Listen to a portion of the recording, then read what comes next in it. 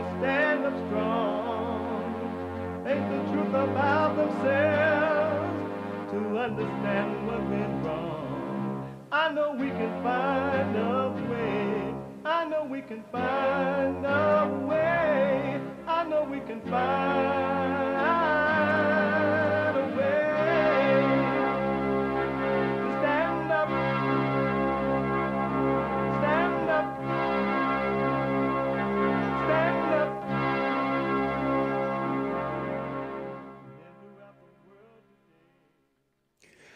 Uniting the races with truth instead of dividing them for lies with lies. We're also rebuilding the family by rebuilding the man. I am Jesse Lee Peterson. Good morning. Hi, y'all. And Merry Christmas. It's in the air. It's everywhere. I can feel it in the bones, my bones. Christmas time is here again. Clean your chimneys out. Whether you've been naughty or nice, clean your chimneys out anyway. All right? And if you live in the hood, don't have a chimney, you out of luck. Santa ain't coming to your house. You're going to have to rely on your parents, if you have any parents. Anyway, you can get involved by calling 888-7753-773, 888-77-JESSE. And we have every way that you can watch and support the show listed on JesseLeePeterson.com/show. JesseLeePeterson.com/show. And if you're business shopping now, making amazing sweet potato pies and candy yams and Christmas cakes, or waiting at the border trying to get across, knowing that you're going to get across, or if you're a cartel and you're helping to charge people to come across the borders, you could be listening to the show. Or if you're an Obama producer making Obama movies against white people, whatever you're doing, you could be listening to the show. You can podcast later, but you could be listening by call the listener line at 641-793-1500. That's 641-793-1500. And don't forget to follow, like, subscribe, ring the bell, all that good stuff. Rumble.com/Jesse Lee Peterson and Cozy.tv. Cozy. And to donate and have your comments read out loud, go to buymeacoffee.com/JLP Talk. Buymeacoffee.com/JLP Talk. Or rebuildingaman.com. Believe it or not, it's Friday again. Isn't that kind of weird? What happened to the other days? It's like the sun just coming up, going down. Amazing. But it's Friday. And as you know, unless you're new, every Friday is Get It Off Your Chest Friday. It is whatever is on your mind. Express. Wait on what? Waiting on Jesus. You don't have it? What the?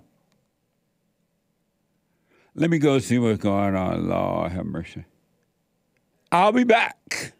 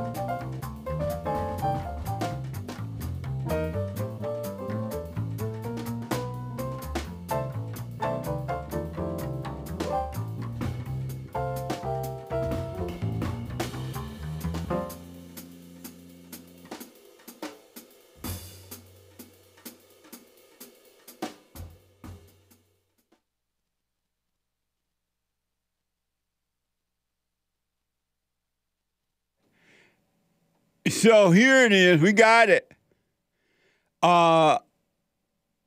Express, get it off your chest Friday. Whatever's on your mind, express yourself Friday. You, Tom, like a mug. You need to go and get yourself bleached, because everything you say about black people, and you're sitting up there looking like a tar baby. It might sound like a semantics argument, but he's a gray alien.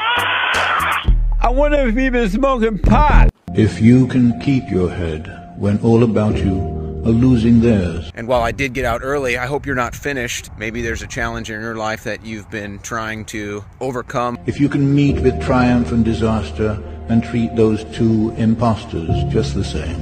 But I don't look at this as a setback. I don't look at this as an excuse to give up. I look at this as an opportunity, and that's what I'm going to take it as. Yours is the earth and everything that's in it. Amazing. Owen is out. I want to show you. I was on the show yesterday, our friend. Amazing.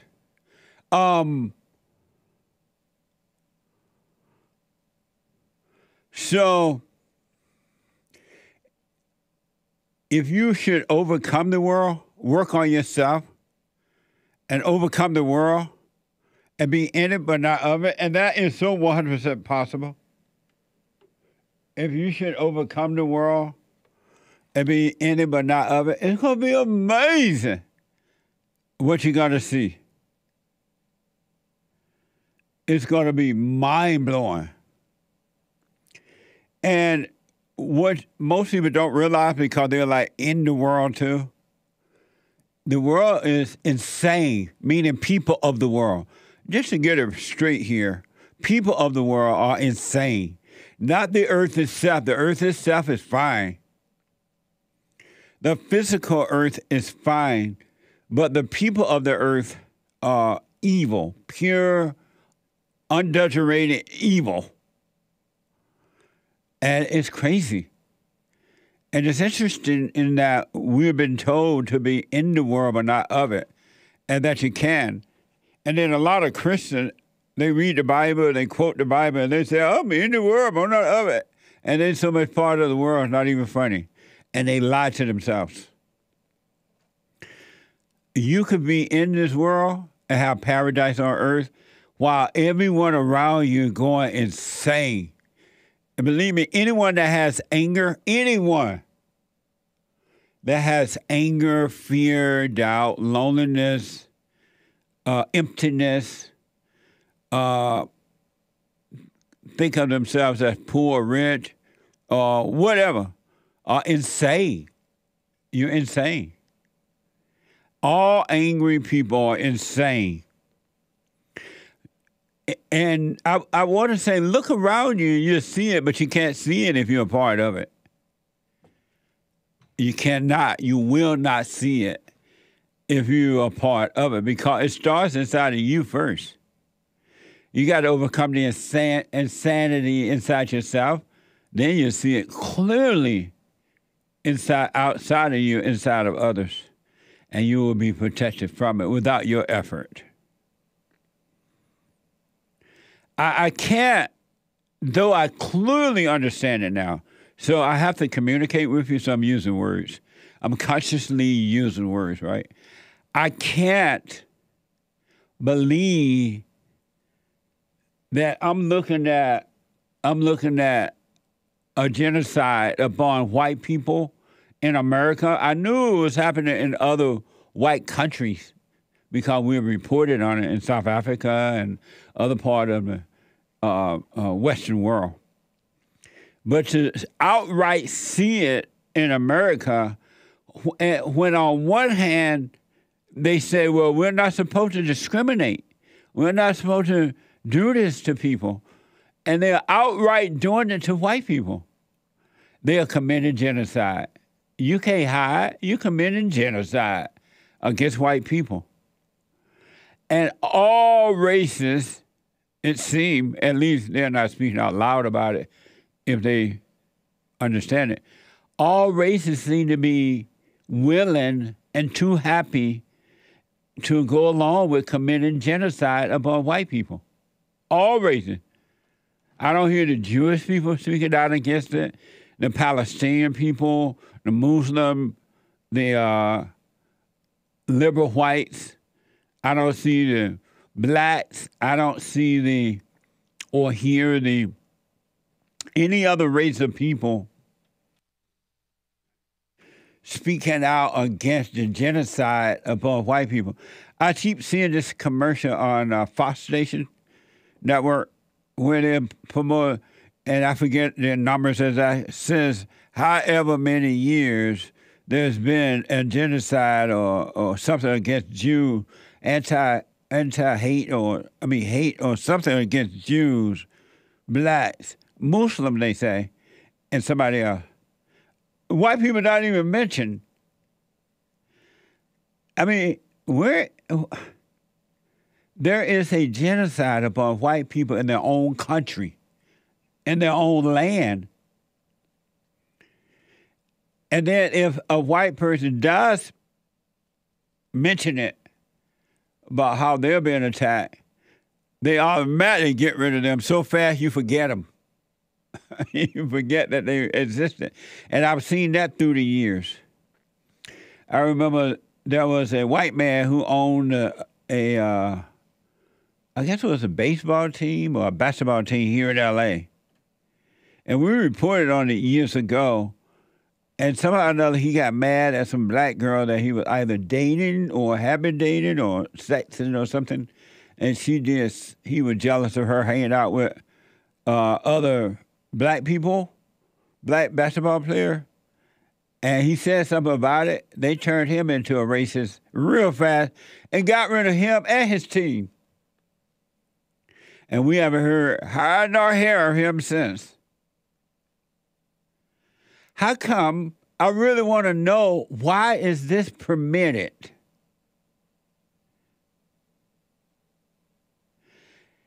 And what's wrong with majority of white people that they won't just speak up about it? Of course you're going to be attacked. That's what evil does. When you shine light on it, it's attack you. It does on the inside and outside. But it's attacking you anyway.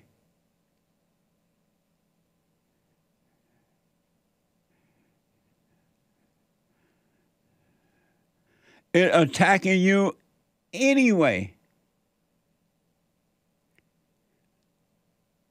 There's a genocide upon white people, and nobody seems to care. They point out every race but the white race.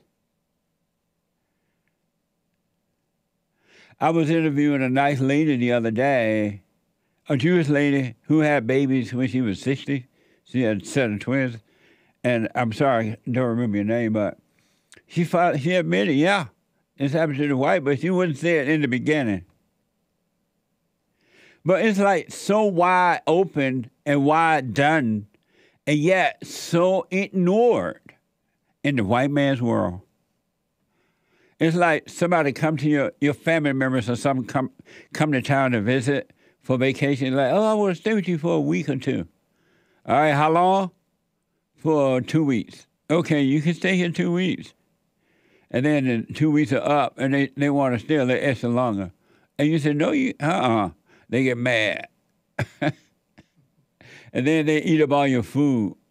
You go home thinking that, oh, my God, I can't wait to get home to have the rest of my candy yams. Mouth get water for the candy yam. You go and reach in the refrigerator for the candy yams, and the candy yams are gone.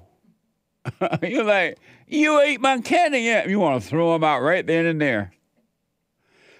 But had you had the courage to get rid of them when the 2 weeks was up, your candy yam would be there when you reach for them. So if white people had the courage to speak up years ago, instead of falling into a phony idea, oh, we just feel sorry for the blacks. And maybe we are responsible. Our ancestors your ancestors ain't done nothing to the blacks. The blacks have done it to themselves. Nobody does anything to you. You do it to yourself. They are now in the government. And we pay taxes to the government to work for us. But they're doing what they want with our money, with whatever they want. Now, they don't care. They don't think they can get fired. It reminds me of that Gavin Newsom guy. He has screwed up California. And he can go on TV and say he didn't do anything. It's a Republican. And yet they'll vote him in again.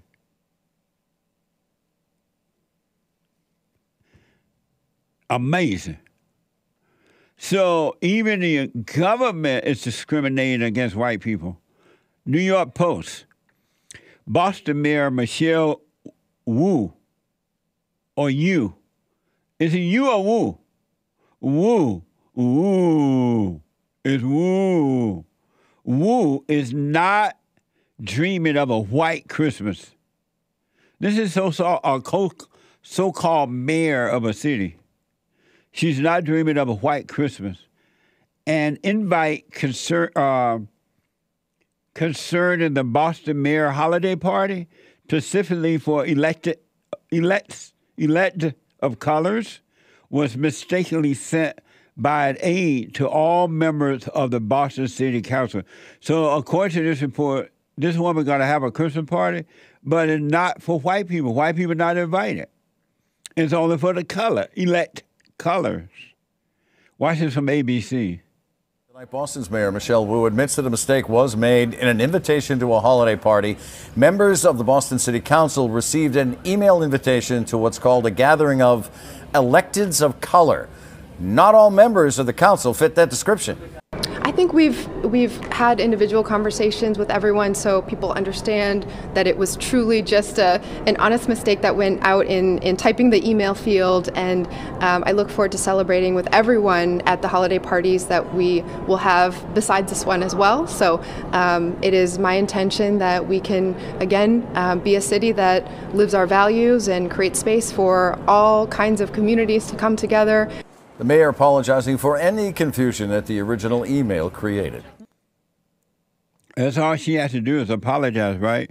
And they're going to be having more parties. Is it just for white people party next? This was just for the colored people party next? This woman ain't no colored woman. Why they make her be a woman of color? This woman is whiter than snow, whiter than Hake, or Sean, my producer. How is she a woman of color? When did they start making everybody else people of color except white people? Remember when the fight started some years ago? It was just the blacks.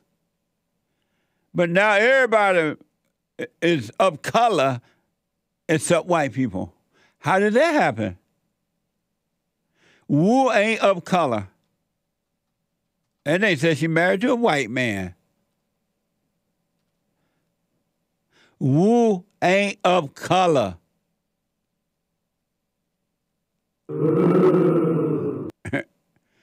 And, she just apologized for it. Ain't no big deal. Don't worry. Could a white woman done the same thing in government and left Wu out of the party and just apologized and it's over? In America, first of all, Wu is a foreigner. She looks like a Chinese. She should not be in our government. She's a foreigner. She should not be in government. She is a foreigner. She's a female. She should not be running government in leadership role. She is racist against white people or hateful. No such thing as racist, right? But evil, hateful against white people in their own country. She should not be in our government, period. This is like marrying the enemy. You know how black people complain about white people and then they married to them? This woman apparently don't like white people, and it's been reported she's married to a white man. How come she can get away? This is genocide against white people. How can she get away with that? And if a white person did it in their own country, they couldn't get away with it. Why is it good for the goose but not for the gander? The Sun is reporting Michelle Wu is the first so-called woman and person of color. Wu ain't no person of color. Wu ain't no person of color. And blacks don't like Chinese anyway. If you doubt me, visit one of the Chinese businesses in the black community. You'll see. Asian businesses. Wu ain't no person of color. Black people only are people of color, nobody else.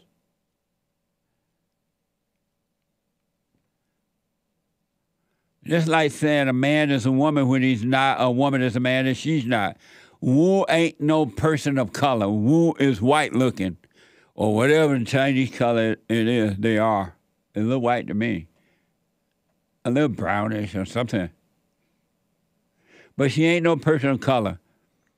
The Sun reporter, Michelle Wu, is the first so-called female, they don't say female, I said, so-called woman and person of color to be elected to Boston mayor. And many are curious about her husband. This is her husband. Look, does she look as white as her husband? Those little babies look white to me. A little Chinese. Oh, a little Chinese, but white Chinese with good hair. If you got good hair, you ain't no person of color. They look white to me. The boy that she's holding look all white because his eyes are normal. And then the man holding the boy, little Chinese by the eyes. Okay. She ain't no woman of color, that's for sure. There's a genocide upon white people. And you can't hide. It's apparent now, at least to me. Maybe I'm the only one. And I think Hake of the Hate Report see it. And I know the Anchor Baby sees it.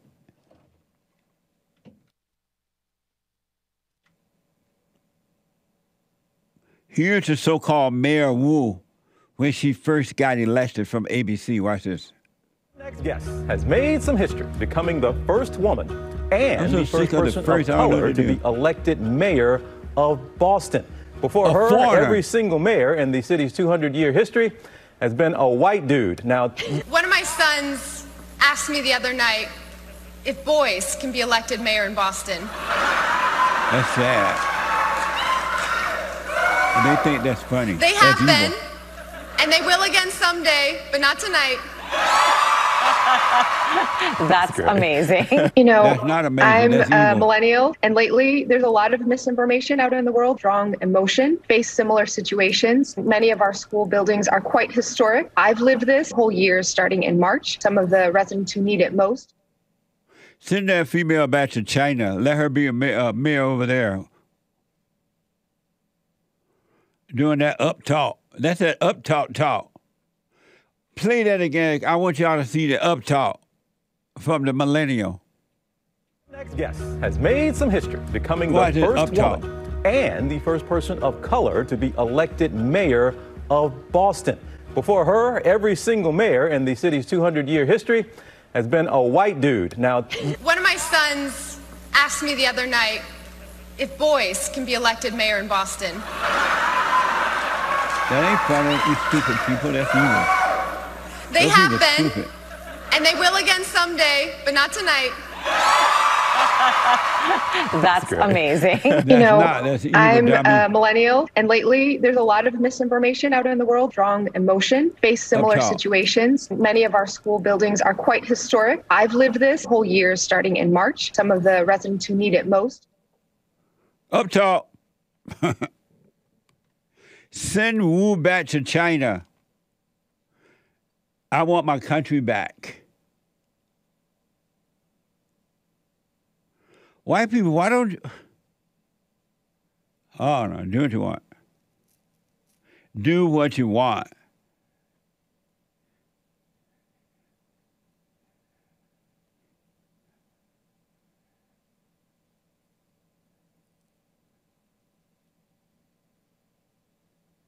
Do what you want.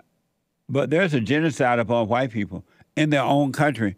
And the people who are committed genocide, They're not making the country better. Look at Wu, a foreigner in my country discriminating against white people who built the country so that she can come here, which enabled her to come here.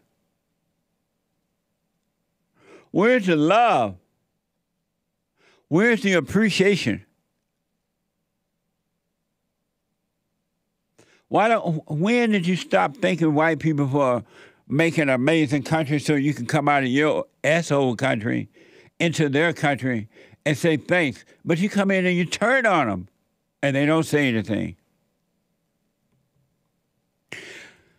What a mess! There's a genocide upon white people.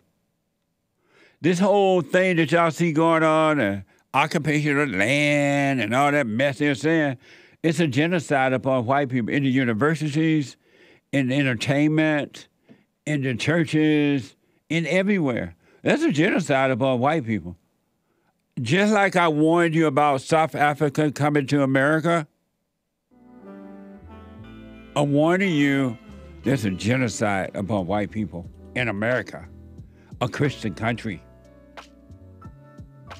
When I come back, your phone calls and super chats. What a mess! Our battle is spiritual. This is evil. This genocide upon white people is evil. Back in a moment.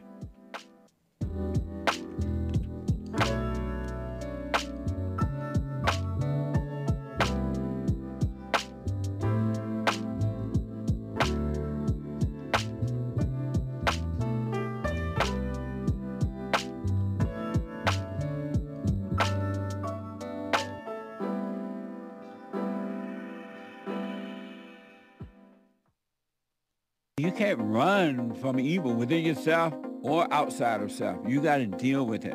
And you need good in order to deal with evil. And God is good. You need to return to the Father. And you'll see within you, he will fight the battle for you. And he will fight it without, because he will show you how to deal with it. And you will have no fear. Love God with all your heart, all your soul, all your might, along with nothing else. Nothing else means yourself, your children, your wife, your things, your ego, your reputation, and all that. You can't care about any of that. The children of anger will use it to control you. But if you love God, he will renew your mind, and none of those things will be before him. And so when they go after you, oh, well, you may take my body, you may take my things, but you're not going to take my soul. And that's a true reality.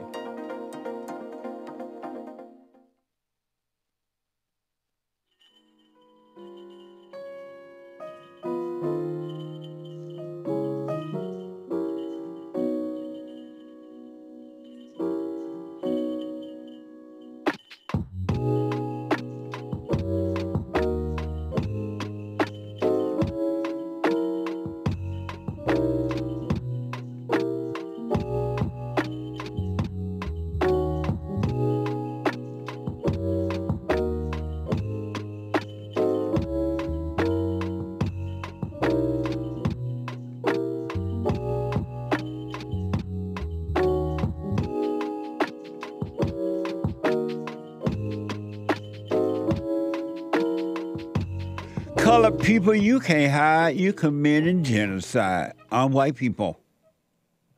On white people. I don't care what y'all say. And the whites built the country. And the whites are innovative, and they keep it going. What's going to happen when the lights go out? There's nobody of color that can turn it back on. The Hake Report is coming up at 9 a.m. this morning. The Hake, and every morning, Monday through Friday, at 9 a.m. to 11 a.m. Pacific time. TheHakeReport.com. And then at, what's today, Friday? Oh, no new episode of The Father State today. Next Friday, but not today. The Father State producer is on vacation. Be back on next week. And then at 4 p.m., the American Anchor Baby. The American Anchor Baby, flying high of natural energy, not pot, not fentanyl, not any drugs at all. but natural energy given to him by God at 4 p.m. today. So get ready. Gonna be smooth sailing. Podcast Joel Friday TV. He's here every Tuesday. We're building this network one brick at a time. Joel Friday TV podcast. We got some good news, good stuff coming up for you in January. If the Lord is willing and the creek don't rise. And thank you all again for helping us replace all old stuff, the computers and the stuff in the studio here. I appreciate you. For personal shout-outs, go to cameo.com/Jesse Lee Peterson. Cameo, cameo.com/Jesse Lee Peterson. Birthday shout-outs, encouragements, Merry Christmas shout-out, Merry Christmas shout-outs, Happy New Year shout-outs, encouragements, or whatever. I'll do them for you myself. cameo.com/Jesse Lee Peterson. And check out our merch at rebuildingtheman.com/store. Amazing merch. People are going to ask me, what does that mean? I was at the post office the other day. I'll tell you about it later, but I had on my merch shirt, and one guy saw me there. He's like, aren't you that guy from Jesse Lee Peterson? He said, yeah. And a mess went on, and I didn't plan that.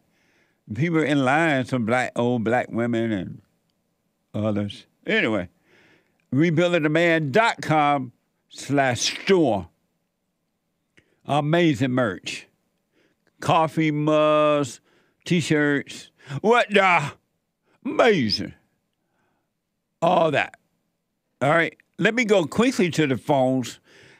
Chris is a first-time caller out of Washington, D.C. Chris, welcome to the show. You're on the air. Good morning. How are you? All is well, sir. All right. Hey, I just wanted to give you a quick call to kind of just call you out on your lies today. On my what? All the lies you tell on the radio, Jesse. Oh, okay. Give me an example. Racism doesn't exist. Are you saying, that's taken one at a time, too. Are you saying that racism does exist? Racism exists, Jesse. And where's your proof? Well, if you want to speak of personal proof, I only have one personal story. But if you want to think about how racism has affected black people long term. Okay, let's go with one person story and then one long term. Oh, okay. Well, the personal story, and I mean, it wasn't bad. It was just, I was a young man. I was just finishing school, just to make it quick, going to college.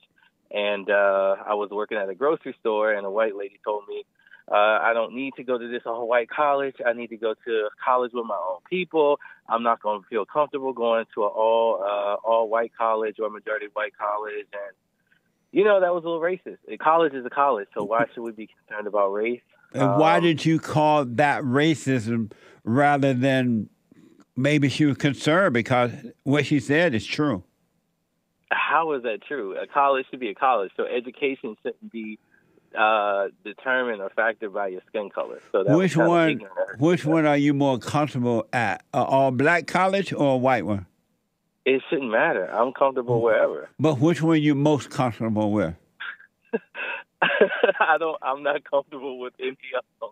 So, I mean, I just wanted to go there and get an education. But why not just be appreciating her advice? Whether you agree with it or not, why did you have to call it racist?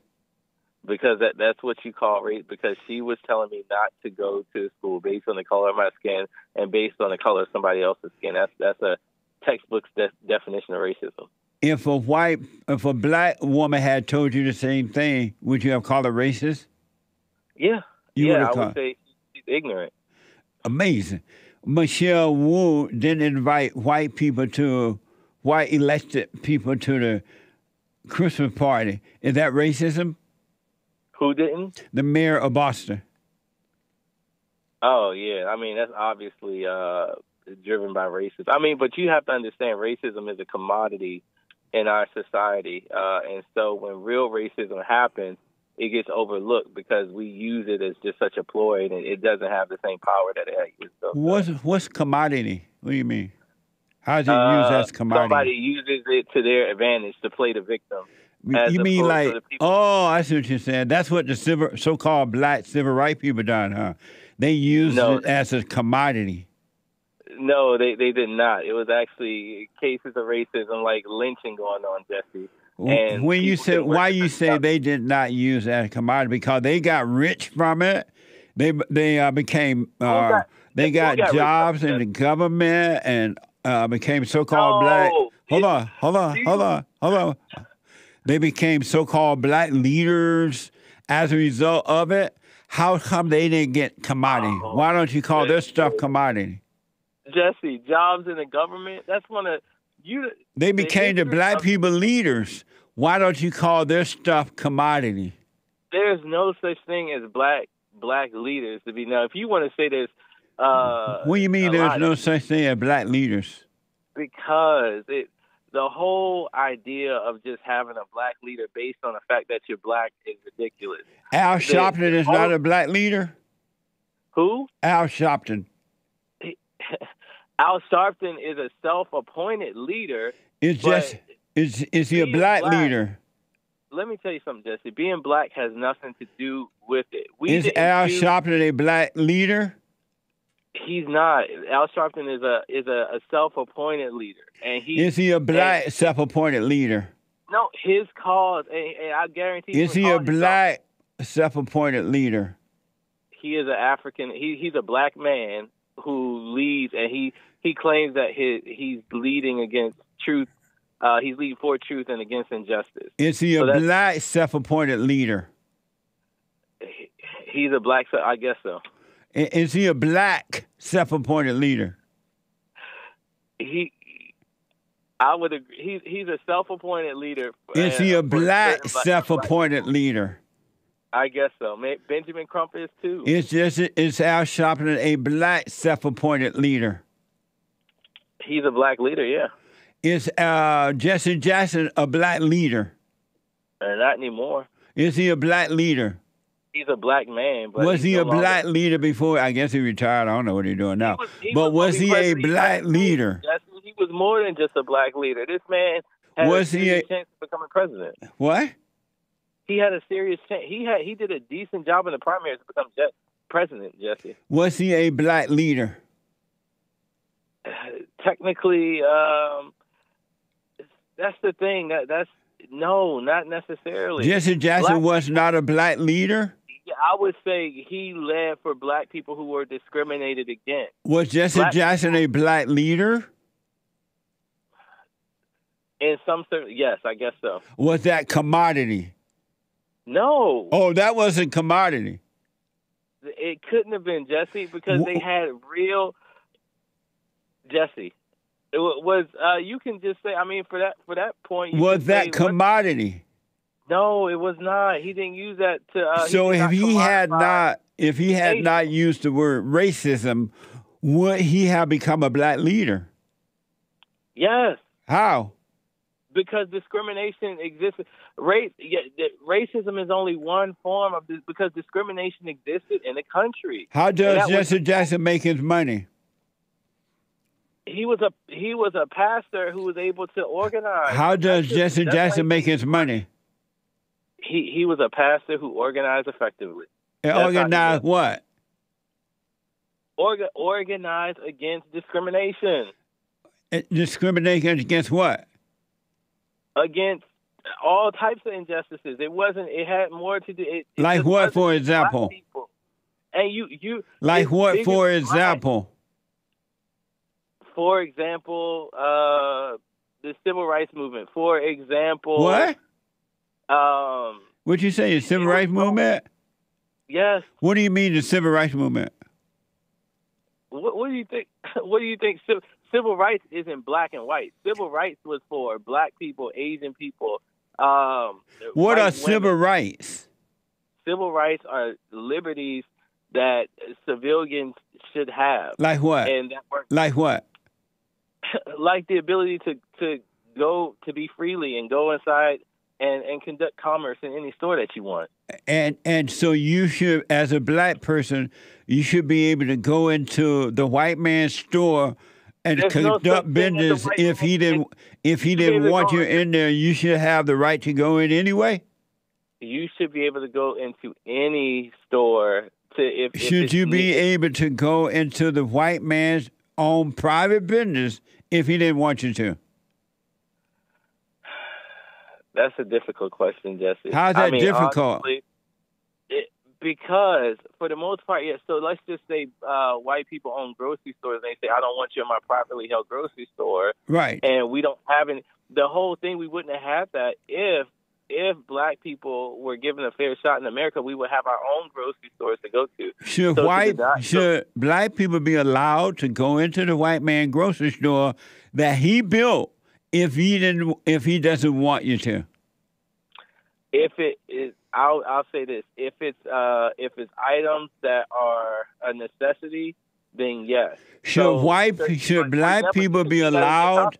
Should black people be allowed to go into the white man's store that he built if he didn't want you to go in there? So you should have the right to impose on him. White people have hospitals.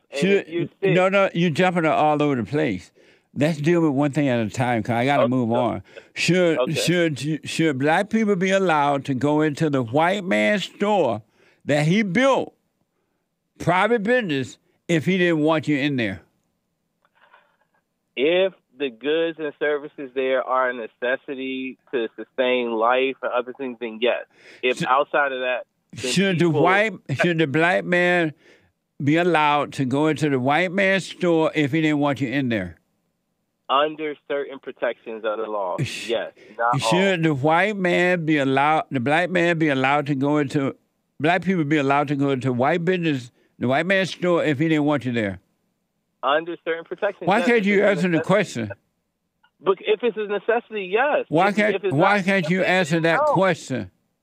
Because you have to think about when people make laws, you have to take everything into account. Why can't you answer that? 100 miles away, Jesse. Chris, I gotta run. You're not answering you like we stuck. You won't answer the question. When I ask you that, you make up stupid stuff. Oh yeah, if it's a necessity. Jesse, Should the white man force his way into Chris's business that Chris built if he didn't if Chris didn't want him in there?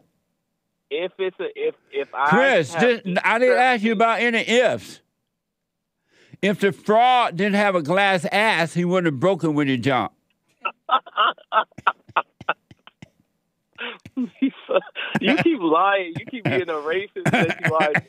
You're getting older and older. This is not good. You got to stop this. Chris, so you say a civil right is the right to impose upon a private business if they don't want you in there? No, I'm not saying that. Let me ask you this. How old are you?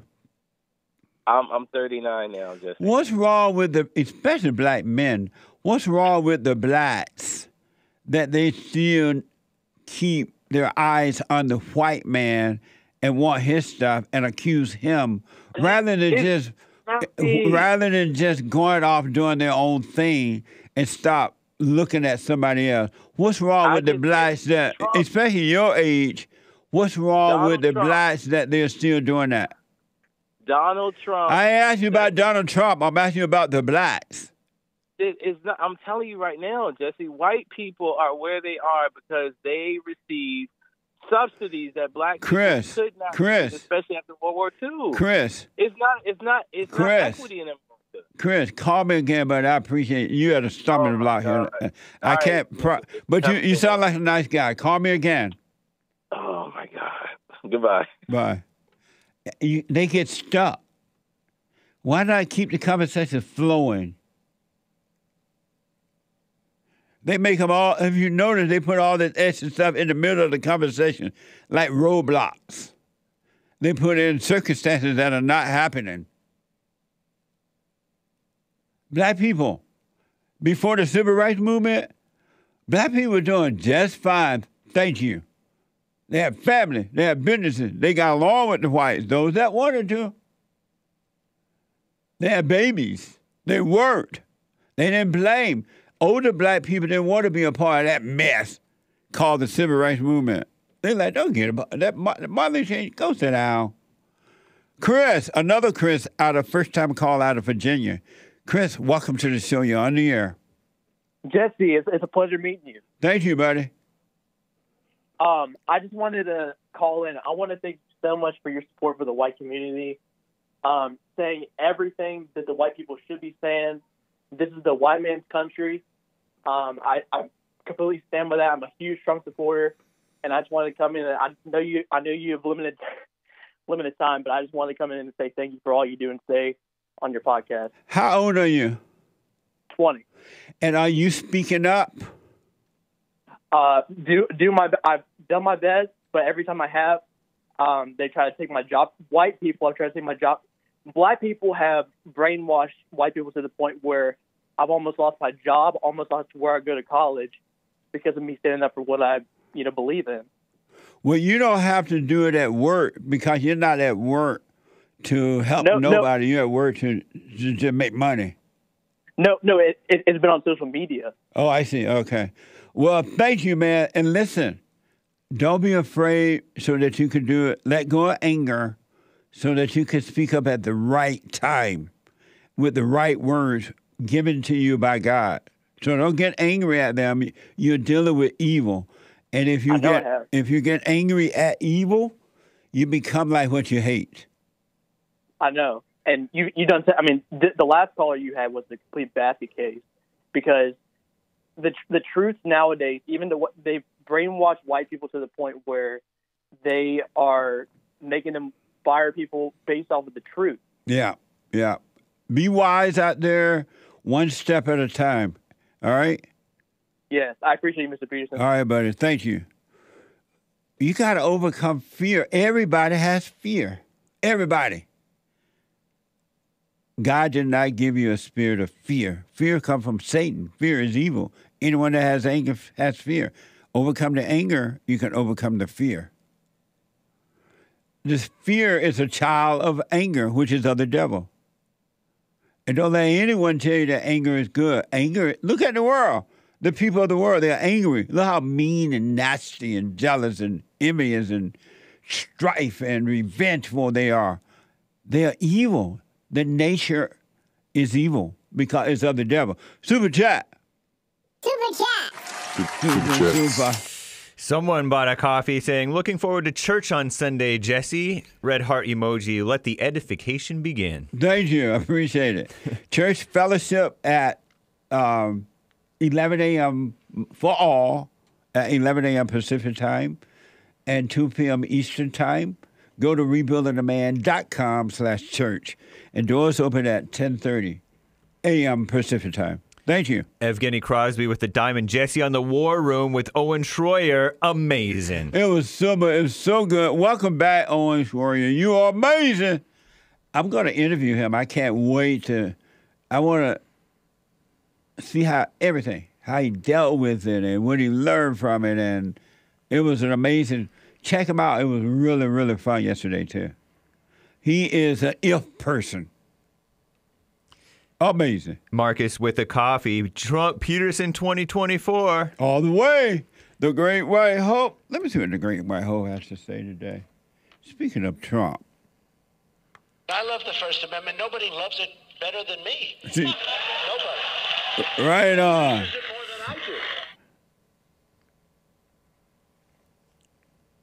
than I do. Nice. Josh in Georgia bought 5 coffees. Let me see your Trump side. Huh? Let me see your Trump thumb. Amazing. Alpha thumbs up. That's right. Josh from Georgia bought 5 coffees. Jesse recommends the movie What's Eating Gilbert Grape a while back. And it's currently free to anyone to watch on YouTube's free movies section. Hey, if you haven't seen it yet, it might actually make you cry for the first time in your life. I teared up like a little beta male. But there was a great convo in the church last week about crying, so I didn't judge myself. That's right. Check it out. It really is an amazing movie. was eating Gilbert's grapes. I saw it actually several years ago, maybe 10 years ago or less. Yeah. Yeah, it was good. I didn't know that boy was that young at one time. Huh? I didn't know that Leonardo DiCaprio, whoever. He was a good actor too back then. Did you boo-hoo, Hake? I don't think so. Like I said, I never cried in my life. Not even when I was born. Joel said, nah, you want to watch Click. Click. What's that? Because Hake never seen Click. It might be a rom-com. Is it a rom-com, a romantic comedy? Adam Sandler? It's a life journey. Oh, Click is? Yeah, it made me cry. It made you cry? Adam Sandler But is so my... did Gilbert Grapes. With Sander? With your dog, Sandy? Let me take a break. When we come back, we'll finish the Super Chat and more of your calls. Thank you all. Amazing. I'll be back in a moment, right to the calls. We're going to finish Super Chat. Back in my hate news coming right now. 2 more hours to go. The hate news, not the fake news, and I'll be back in a moment. Now, I totally disagree with the way things are going, but you can't be angry because that's what the enemy wants. He wants to control you. They do things to make you mad so they can control you. It's like being married, and the wife would do things to make you mad, or she'll do things to make you feel good. And men do that to women too when they want something from the woman, especially sex. They'll make her feel good, or they'll make her angry. And the woman's gonna have to say, you don't want to be angry. You want to speak up. You want to disagree with what's going on. It's wrong, but do not be angry. Then you won't have fear. You won't have doubt. You won't have worries. You'll be able to see, but you gotta stay away from anger. That's why you must forgive your mothers and your fathers so that you can overcome the spirit of anger. It's a spirit and it's wicked. Nothing good in anger because it has no love, folks. You need love to defeat evil. And love is not a weakness. It's a strength. It's from God. It's His nature.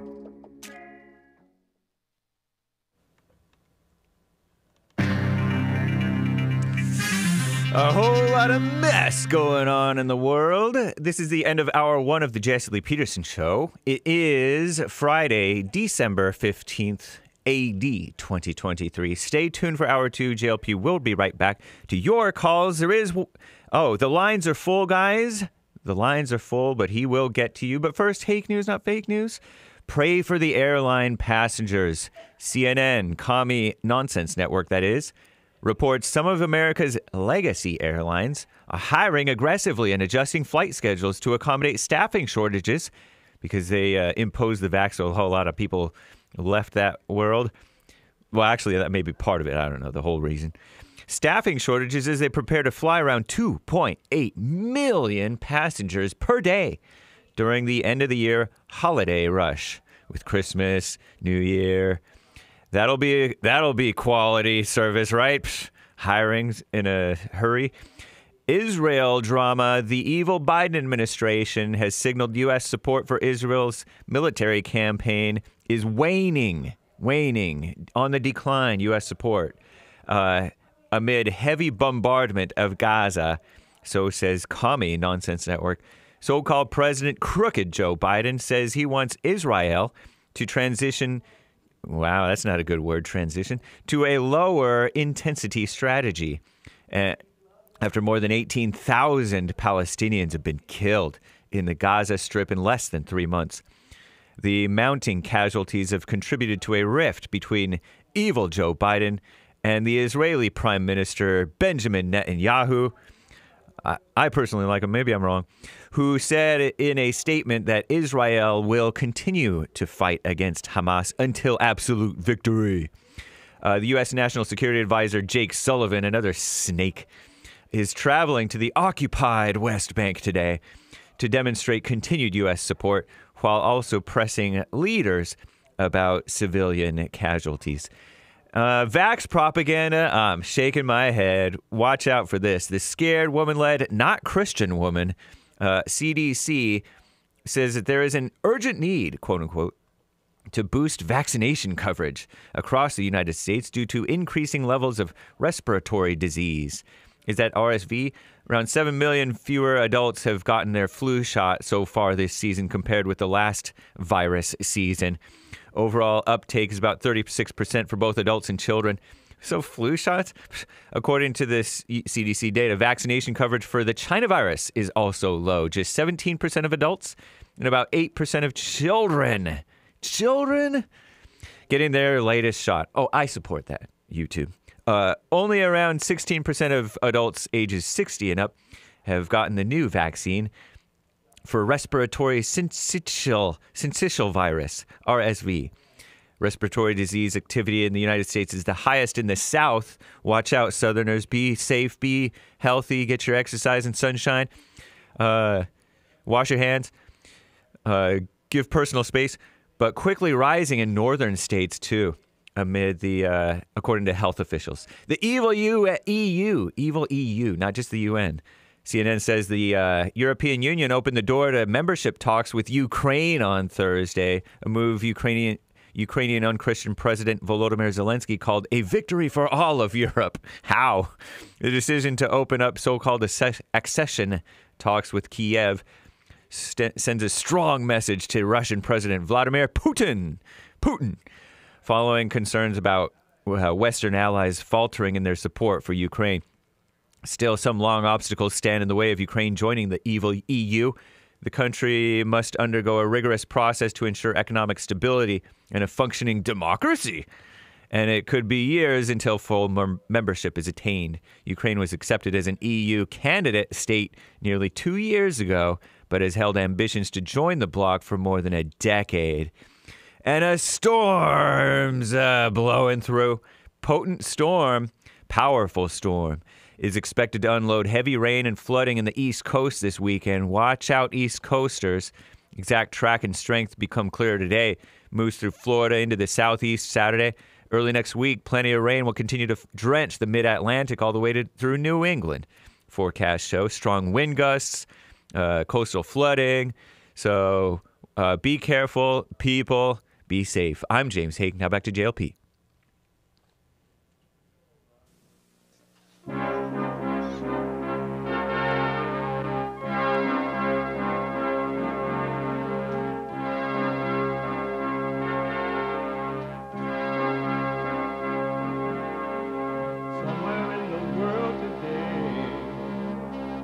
Got to stand up strong, face the truth about themselves, to understand what went wrong. I know we can find a way. I know we can find a way. I know we can find a way to stand up, stand up.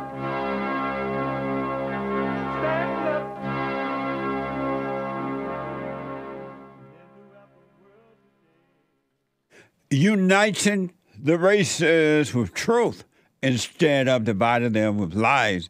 We're also rebuilding the family by rebuilding the man. I'm Jesse Lee Peterson. Welcome to the second hour of the show today. You can get involved by calling 888-7753-773, 888-77-JESSE, Jesse, Jesse. My biblical question for this week: do you worship yourself? Do you worship yourself? Do ya? Do ya? Do you worship yourself? Amazing question. We have every way that you can watch and support the show listed on JesseLeePeterson.com/show. JesseLeePeterson.com/show. And if you're out and about doing whatever you're doing and you can't sit and watch the show live, you can podcast, of course, but you could be listening on your iPhone or iPad anywhere in the world, around the world. And if you're a flat earther, up and down the world, up and down it, by calling the listen line at 641-793-1500, 641-793-1500. Follow us on social media. JLP Talk on X, and Jesse Lee Peterson on Instagram. Like, follow, ring the bell, subscribe, and all that good stuff. To donate and have your comments read out loud, go to buymeacoffee.com/JLP Talk or Rebuild the Demand, rebuildthedemand.com, or even Bond JLP on Cash App. Bond JLP on Cash App. All right. It's Friday. It's Get It Off Your Chest Day. It is whatever is on your mind. Express yourself Friday. You, Tom, like a mug. You need to go and get yourself bleached because everything you say about black people and you're sitting up there looking like a tar baby. It might sound like a semantics argument, but he's a great alien. I wonder if he's been smoking pot. If you can keep your head when all about you are losing theirs. And while I did get out early, I hope you're not finished. Maybe there's a challenge in your life that you've been trying to overcome. If you can meet with triumph and disaster and treat those two imposters just the same.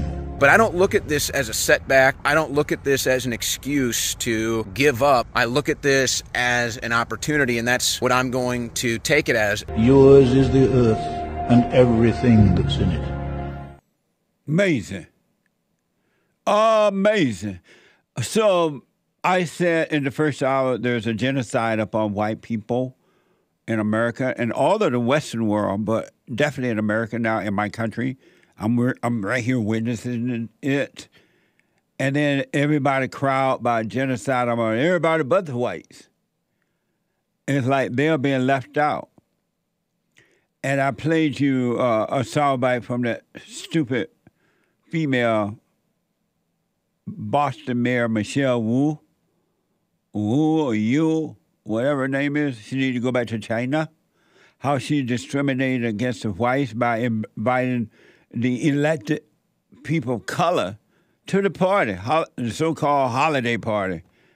They don't even want to call it a Christmas party because they hate Christians and they hate white people. And so that is an example of the genocide, open genocide. We mentioned to you a movie so-called produced by the fallen Messiah, Barack Obama, and Big Mama Michelle. People just like openly going up, attempting to destroy white people in their own country. And they mention everybody but the whites. Why don't you call that genocide? They say it, and then the next thing come is genocide. What else left? It's a slippery slope. And if you notice, pay attention to you. You'll see, because once you pay attention to you, you're going to understand the world around you. It's crazy how that is. You will not be able to help but see what's going on around you, inside of others. It's going to blow your mind. Didn't I blow your mind this time? Didn't I? I want to leave you, baby. It's a mess. It's a genocide, white folks. Just call the folks over in South Africa if you doubt me. Call the Western world and talk to the whites in those worlds. They'll tell you, those countries. It's a slippery slope. As soon as you blame, you hate. Have you noticed every time you blame somebody, you feel a sense of anger? Because you're a loser and you're blaming them that you're a loser. So you feel angry. What a mess. And that's all they ever do with the white people. Blame them for everything. What losers, huh? A grown person ain't got sense enough to take care of themselves in a country like America. It's a slippery slope. As soon as you blame, you hate. And hate is evil. It's of your God, the devil. And if you doubt me, I got proof. So I hear y'all out there saying, ain't no genocide upon white people. It ain't. Yes, it is. By the people of color. And I got proof. The slippery slope. This is from BBC. a viral video showing a black student at the University of Virginia asking white students to leave the campus diversity center. Watch this from TikTok. Public service announcement.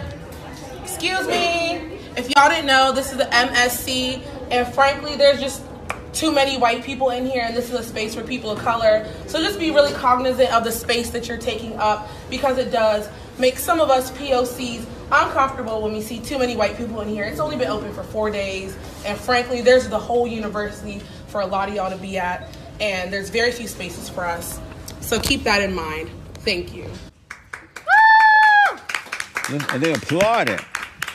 The slippery slope to genocide.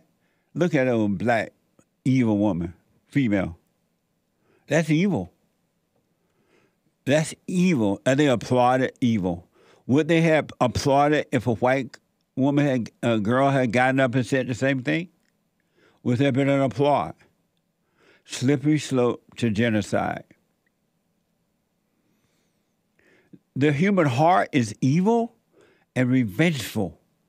And all you're doing is feeding into it. Instead of saying, hey, you need to overcome this, and you can. Overcome anger, your heart would change from anger to love. And not mama's love. There is no feeling in love. Love is a dispassionate thing. See how they applaud the slippery slope to genocide upon white people? Now do you believe me?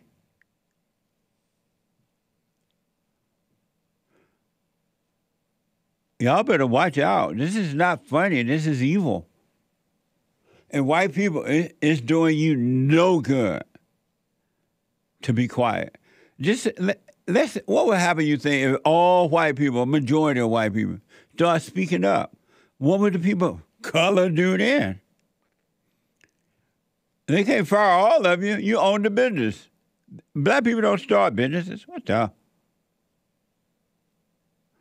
That's an example of the slippery slope right into genocide upon white people. Just say it, and the angry people get angry, and they go after you. Oh, so you don't believe that? I hear you. Oh, let me be quiet. I don't believe, Jesse. That ain't no example of slippery slope into genocide upon white people. I don't believe, Jesse. Oh, you don't? Remember how the black woman from Harvard and two other white, I think they were white women from IT and another university, was speaking to some stupid representative of it over yonder at the White House, and the white woman got fired, but the black woman didn't. And they were saying, that's genocide upon the Jews. And the black woman, well, I don't care about it. Or whatever she was saying. She still has a job. And they called that genocide, encouraging genocide, right? I want to know, a black so-called university professor said this similar or the same thing. Is that genocide upon white people? She said the same thing about white people, even worse and out loud. And I got proof.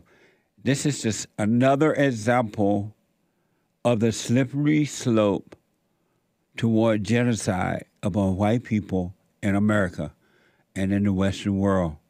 The New York Post, a professor at New Jersey's Rutgers University said she believed that white people are historically committed to being villains. Watch this from The Root. World didn't start when white people arrived in America and tried to tell all the rest of us how things were going to go. There were people out here making worlds, Africans and indigenous people being brilliant, and, libraries and inventions and, vibrant notions of humanity and cross-cultural exchange long before white people showed up being raggedy and violent and terrible and trying to take everything. I think that white people are committed to being villains in the aggregate. It's not that white people don't know, right, what they have done. They know. They fear that there is no other way to be human but the way in which they are human, because they are so corrupt. You know, their thinking is so morally and spiritually bankrupt about power that they can't they fear viscerally, existentially letting go of power. The thing I want to say to you is we got to take these motherfuckers out. But I know, but like, we can't say that, right? We can't. Wow.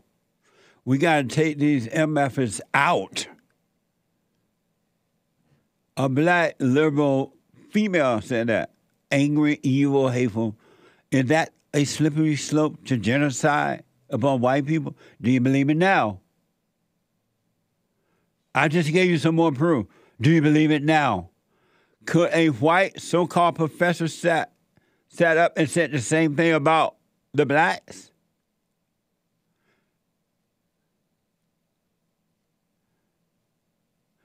Is that another example of genocide toward the whites? The enemies are within. They're running things. You heard a black guy, Chris from DC, call earlier. He believed all this mess. That's the slippery slope.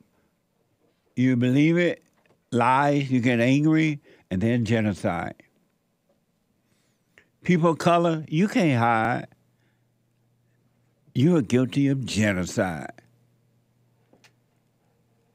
In my country, we are a Judeo-Christian country. This is not the way we're supposed to be.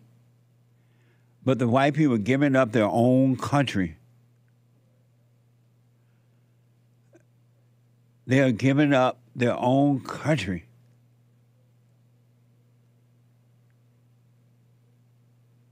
Can you believe that?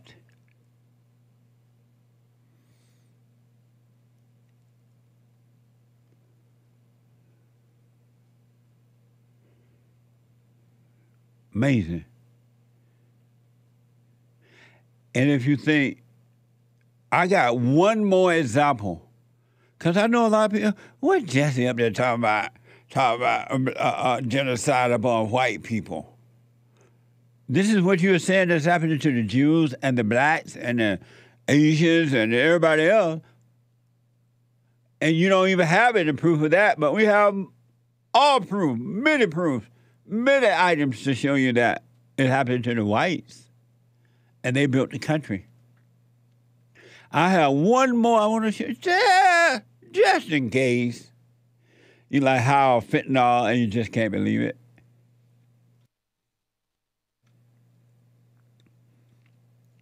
You just saw that stupid black evil female from Rutgers, right? And you be like, well, yeah, just kind of make a little sense to me. I kind of see what you're saying now. Well, I'm about to open your eyes wide open. Not me, but the truth is about to open your eyes wide open. The genocide's happened. It's upon the white people. This is from Carolina Journal. An activist told a panel at Howard University, a black school. A panel, I guess they got some whites up in there. You're crazy if you are up in there, white folks, but that's a different story. Carolina Journal. An activist told a panel at Howard University Law School that the solution to many of the problems faced by black people, is the extermination of white people. Watch this from Gateway Pundit. To you that we need to solve this problem because they are going to kill us. I rest my case. Do you believe it now? Exterminate. Doesn't that sound like what I've been trying to warn you of? Genocide. Could any white person stand up and say that and call himself an author and whatever else at a university and say we have to exterminate black people? The only way we're going to solve this problem of crime, blaming, begging, whining affirmative action, lowering the standard in our country, imposing, breaking into the homes of white people, businesses of white people, riots in the white people country. We got to exterminate them, the blacks. Could any white stand up and say that at a university?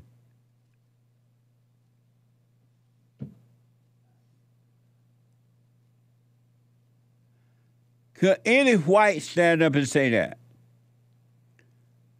Now do you believe me? This is not a joke. This is evil. And white people, you can't run. You can't hide. They're trying to commit genocide on you.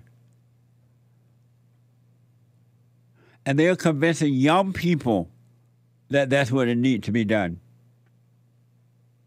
Look at all the break-ins today in the white people businesses in the suburbs, which if you're out there in South Africa, it'd be called the farmlands.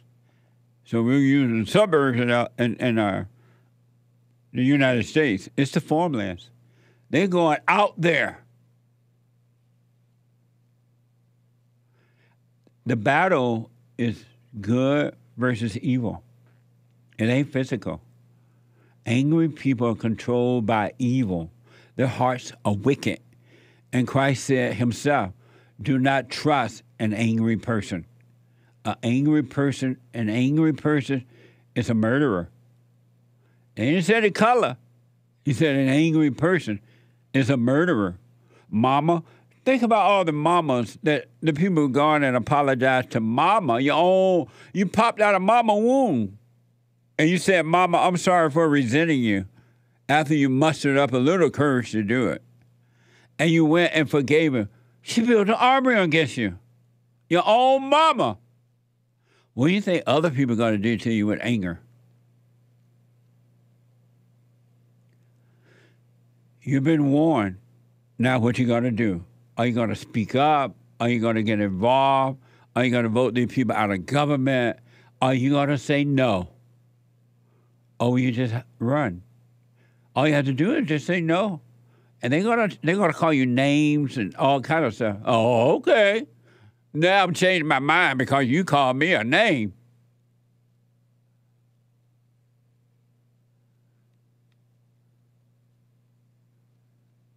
This is a Christian country, a Judeo-Christian country. It should be the most powerful country in the world because it's supposed to be built by love, not hate. And white people, there's nothing else you can do for the blacks. You should have done what you've already done. It would be in this mess. You should just let them suffer and whine all those years. I bet you they would be a better people today. And not all, but most.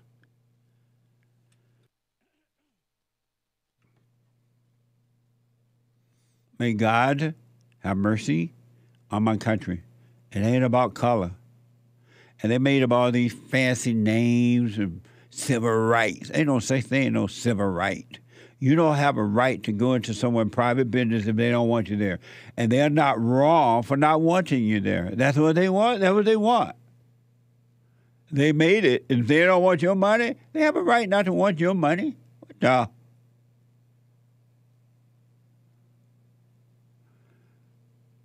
And if you don't love all, you love none. God and his son, Jesus Christ, loved all. And believe me, when he sent his son to save you, you were a mess as you are today. Read the Old Testament. It's the same thing happening now to those who have not returned to the Father. You were dirty, wicked, evil, nasty. There was not one. They were like, okay, we can find 10. They can find 10 people who were decent, who had love. All right, they narrowed down to, okay, one. They found one, and that was a male. They could not even find one decent woman. Not one, up and down the earth. Because Satan roamed through the woman until she returned to the Father. The gates of hell come through the mother, through women, until they are born again of the Father. Our battles, and it's happening in you first, and then you pass it on to someone else, because that's what evil does. Just like if you have perfect love, love will be passed on. And it's not your love, and it's not your evil. It's the God that you serve. Anyway, what a mess. Jason out of Buffalo, New York. Welcome to the show, Jason. You're on the air. Hey, what's up? All is well. Yo, I want to talk to you about, the fear and appreciation. Okay. And I want to answer the biblical question, too. So all right. You're saying, you know what appreciate means, right? Yes. All right. So how does that correlate with fear in any way? A person of fear has no appreciation. A person of fear has no... So you fear God, right? In the right way. So there's certain... I appreciate him. I appreciate him. You appreciate him, so you live by all these rules and stuff. I appreciate the Father. Anyone that has fear does not appreciate God at all. Zero. They appreciate the devil. All right, so your fear for the country and stuff like that, that is your appreciation to the devil. I have no fear for the country. I have concern, but no fear. I mean, so, all right. So, I mean, you would want, so the direction that you want, the direction you want it to go in, you don't want it to happen, right? And you feel I'm like sorry? it's going to have a What'd negative... you say? What'd you say? You feel like what's going to... no, you feel what'd like you say about the direction? You feel like the direction that we're going in as a country is not positive, it's not healthy, it's not... The outlook is not going to be good. That's how you feel, right? If they continue down the road, the path that they're going, it's going to be bad. You think it's bad now? It can only get worse. There's no love. There is no love. I mean, because you don't think there's love. No, I know there's no love. It's not about thinking. There is no love. So, how are you so sure there is no love? I can see that there's no love. Okay, what would you... You love white people? I mean, that's not the conversation. What would you... Do you love white people? What is it? What is Do that? you love white people? Why are you asking me that? Since we were talking about the topic of love, do you love white people? I don't.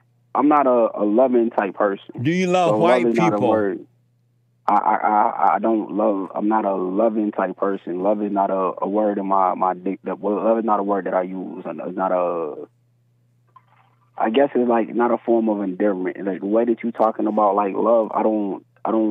That doesn't register to me. That's not a concept that I dab into. The way that you talk about love and admiration, and the way that you feel as far as if you... And so do you love white people? Worship.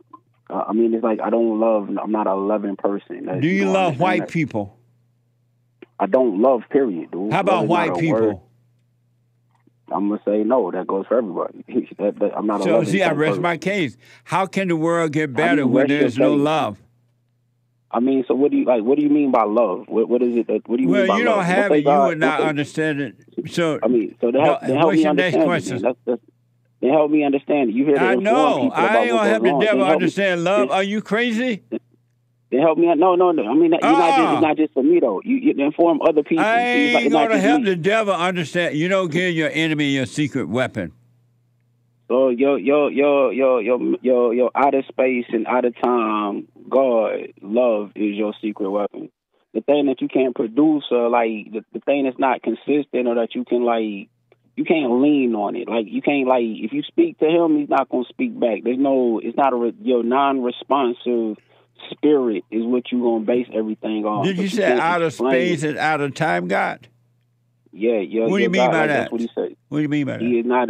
He's not within space and time. Your God exists in non-space and time. He's not. He's a spirit. Spirits are not tangible. They're not concrete. They are subjective. I don't know what you're talking about. Because you're stupid. We've discussed. Well, tell the stupid man what you mean. What are you talking about? Okay, it's like all right. You know, like when they say like and God created heaven and earth and stuff like that. That gave the world space and time. That gave the world existence. That's what existence is. You don't believe in God, right? That doesn't mean I don't know about it. No, you don't know about him. Then, if you don't believe, how can you know him if you don't even believe it? Because I don't believe in your God. You don't believe in God, right?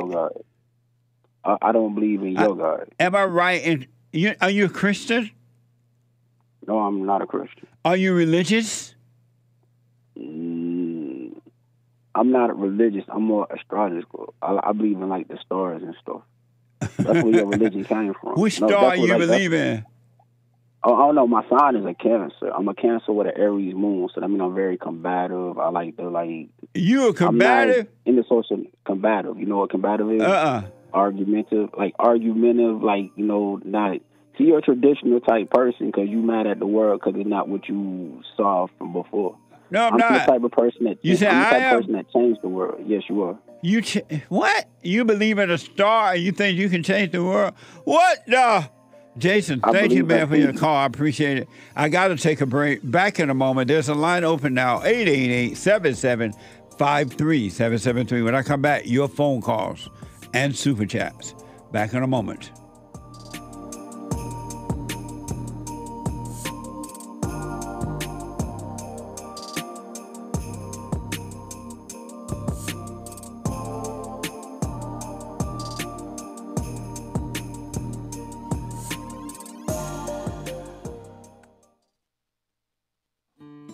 We have a counseling service, and I have to admit, thanks to God, it is the best counseling service on this side of heaven. I counsel with men and women, families, individuals around the world. Most people are unhappy, they're miserable, they have rough lives, they're depressed, suicidal, young and old, of all races. I understand, I know why, and I do understand it. Because exactly what's happening in me is happening with everybody outside of me, inside of them. And I've noticed that with those who really, really, really want to understand, they overcome it just like that, out of one counseling session. If you need counseling, you can go to rebuildingtheman.com or call 800-411-2663. 800-411-BOND. Best counseling service on this side of heaven.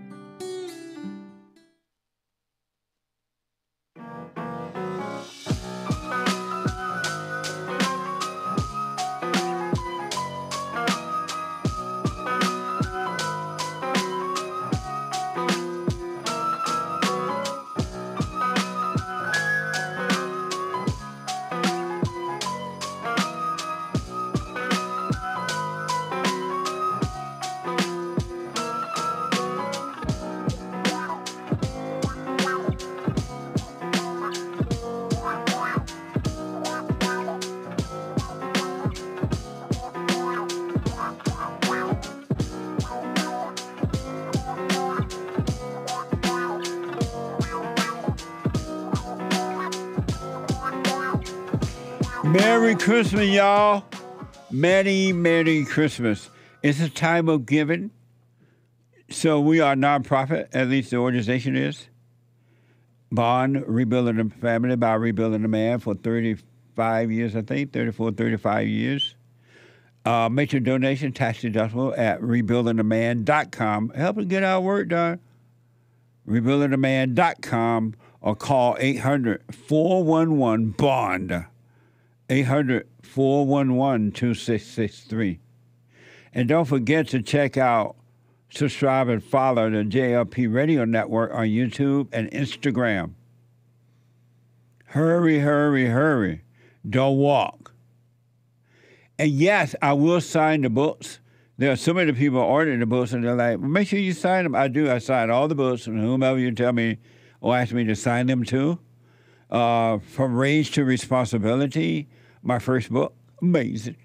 And then the Scam, How the Black Leadership Exploits Black America, and the 7 Guaranteed Steps to spiritual family financial success guide, a little pocket guide. And we are having that reprinted right now. But in the meantime, you can order that by going to the 7 Guaranteed Stuff is available on Kindle, an audiobook. You go to rebuildingtheman.com/store, and there's a little link there to Amazon.com.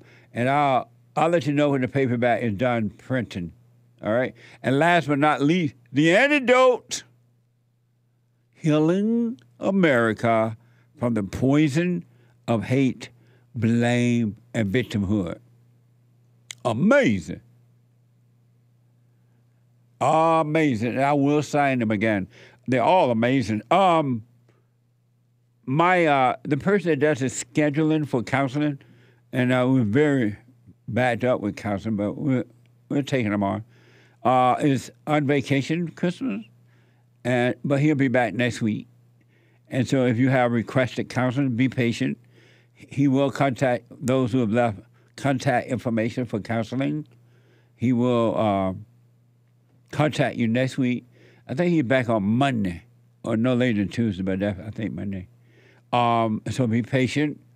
And we have the best counseling service by phone, Skype, or walk-in, family intervention counseling.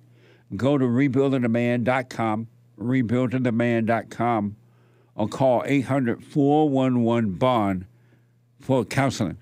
800-411-2663. All right? Let me go to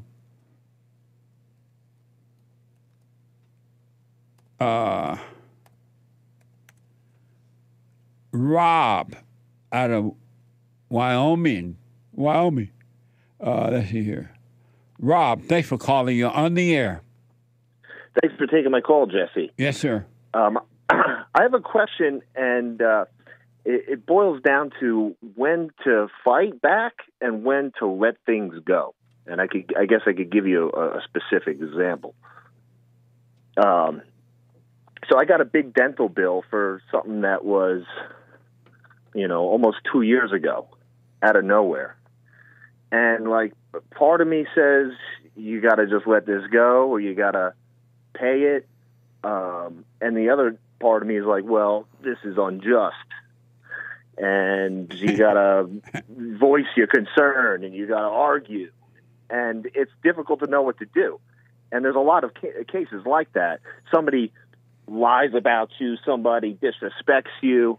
And it's like, I always feel this dilemma, do I argue with this person or do I let it go? And so how many parts are there to you? Oh, man. Well, I mean, I don't want to say I get angry because I don't want to identify with it. But, when something happens like that, I get, I guess the spirit of the devil sneaks in there, and I feel emotions. And how many parts are there to you? One. And what's No that parts. one? It's just being, just me being, just existing. And so then why do you have conflict about when to argue or when not to? Well, because it's a dilemma of betraying yourself if you don't, so I got this big dental bill and I paid, it was from 2 years ago. I got this dental work done. I paid the bill on my way out the door. But that dental office, apparently they were arguing with the insurance company, and it took them just under 2 years to figure out that that the insurance didn't pay what they said they would pay. And so then they came looking for almost $2,000 from me. And they told me one price, and then they came, with another. And it took them 2 years to figure that out. So it was totally shocked me, totally took me off guard. And I kind of want information about it. Well, do you have a record of you talking to the insurance company? Can you send an itemized list of all the treatment? And I'm talking to this woman in the office, and I guess I'm giving her an attitude, and I kind of feel a little bit bad about that. And I don't even know if that attitude, I don't know if that's anger. I don't know if I should have just let that go. Did you tell me that you were just being? Yeah. So if you're just being, why are you having all this confusion? Because it doesn't feel good. What doesn't feel good? Well, I lost sleep over it. I'm like going over this argument in my head. I'm like arguing. I'm arguing in my head with. So if you're just being, why are you arguing with the devil in your head? Good question. I guess I'm not just being then, but I don't know. Why are you arguing with the devil in your head if you are just being? Well, I know I shouldn't, And so who is the person that's arguing with the devil? Me. Who are you?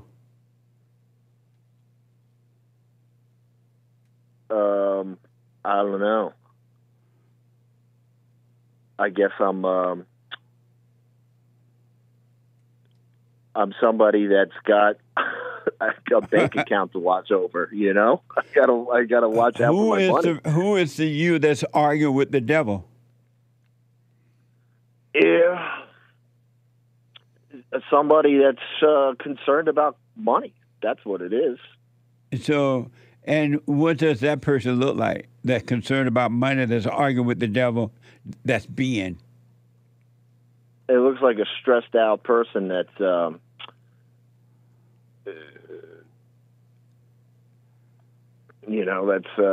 whatever. I don't know.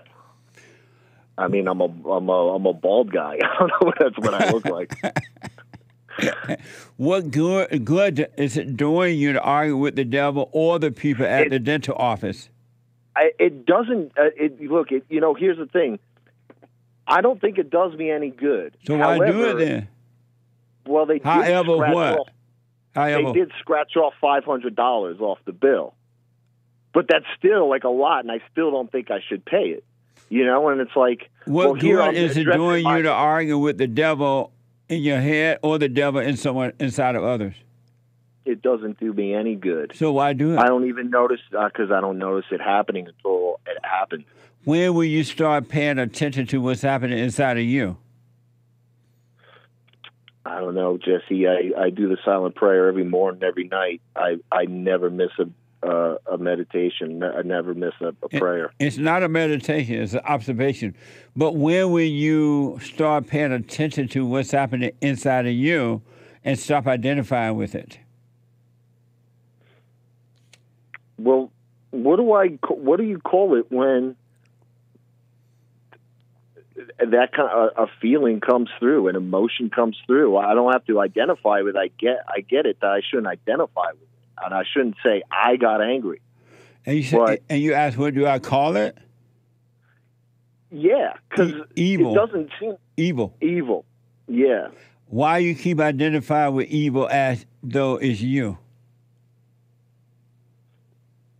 Well, I don't know if I am anymore. You just said you are. You identify with the emotion. You argue with the woman at the dentist's office. Right. You argue with the devil in your head. Right. But I don't want to, Jesse. You don't have to either. Why are you doing it then if you didn't want to? It doesn't seem like I have control. You don't. That's why you should let go, because you don't have control. So do you think... And you're arguing because you want to get control, and you're never going to have control. No human being has control of anything. Okay. I hear you. Now, is there a way of making your case?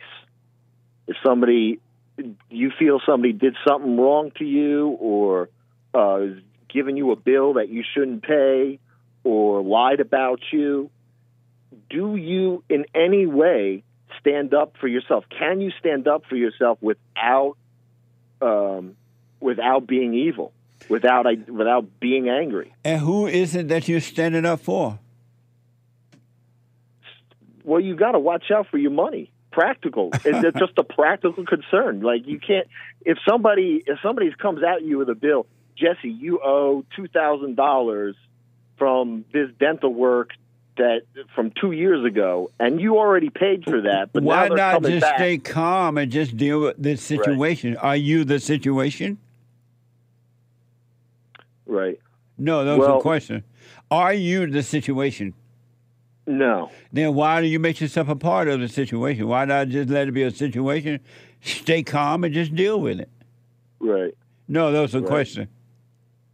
Why not? Well, because the reason is because it's so easy to just get taken off guard, and that spirit just slips in. That's what it means to me. That's why this happens. It's not easy if you're paying attention to what's happening inside of you.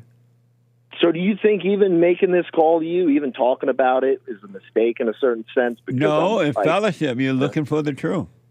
Right. And if I gave this, so if I dealt with this situation, a better way to deal with the situation was to do everything that I did, but to not feel angry. If you have dealt with this situation with calmness and awareness, it can never go wrong for you. It's impossible. Right. I did screw it up, I think. Of course. You got angry. You identified with it. I gave her a little bit of an attitude. Like, I wasn't mean. Like, I don't like call people names or anything, but I was like, please send me the bill, itemized bill, send me this, send me that. And I was kind of like making my case, repeating myself over and over and over again. And I think she just like lost patience with me, and then she just like sent the bill to like a debt collection agency. So now I got a bigger problem. And that's why the devil wants you to argue with him inside of you and outside of you, inside of others. He wants you to control you. He wants your soul. Yeah. Stay calm, Rob.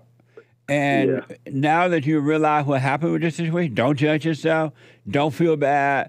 Don't call it right or wrong. Just see it. And seeing it is changing you. Yeah. That's helpful, Jesse. Thank you. I don't want to take too much of your time, so I appreciate that. So do not judge yourself for you, because you've been living in your imagination all these years, calling it you.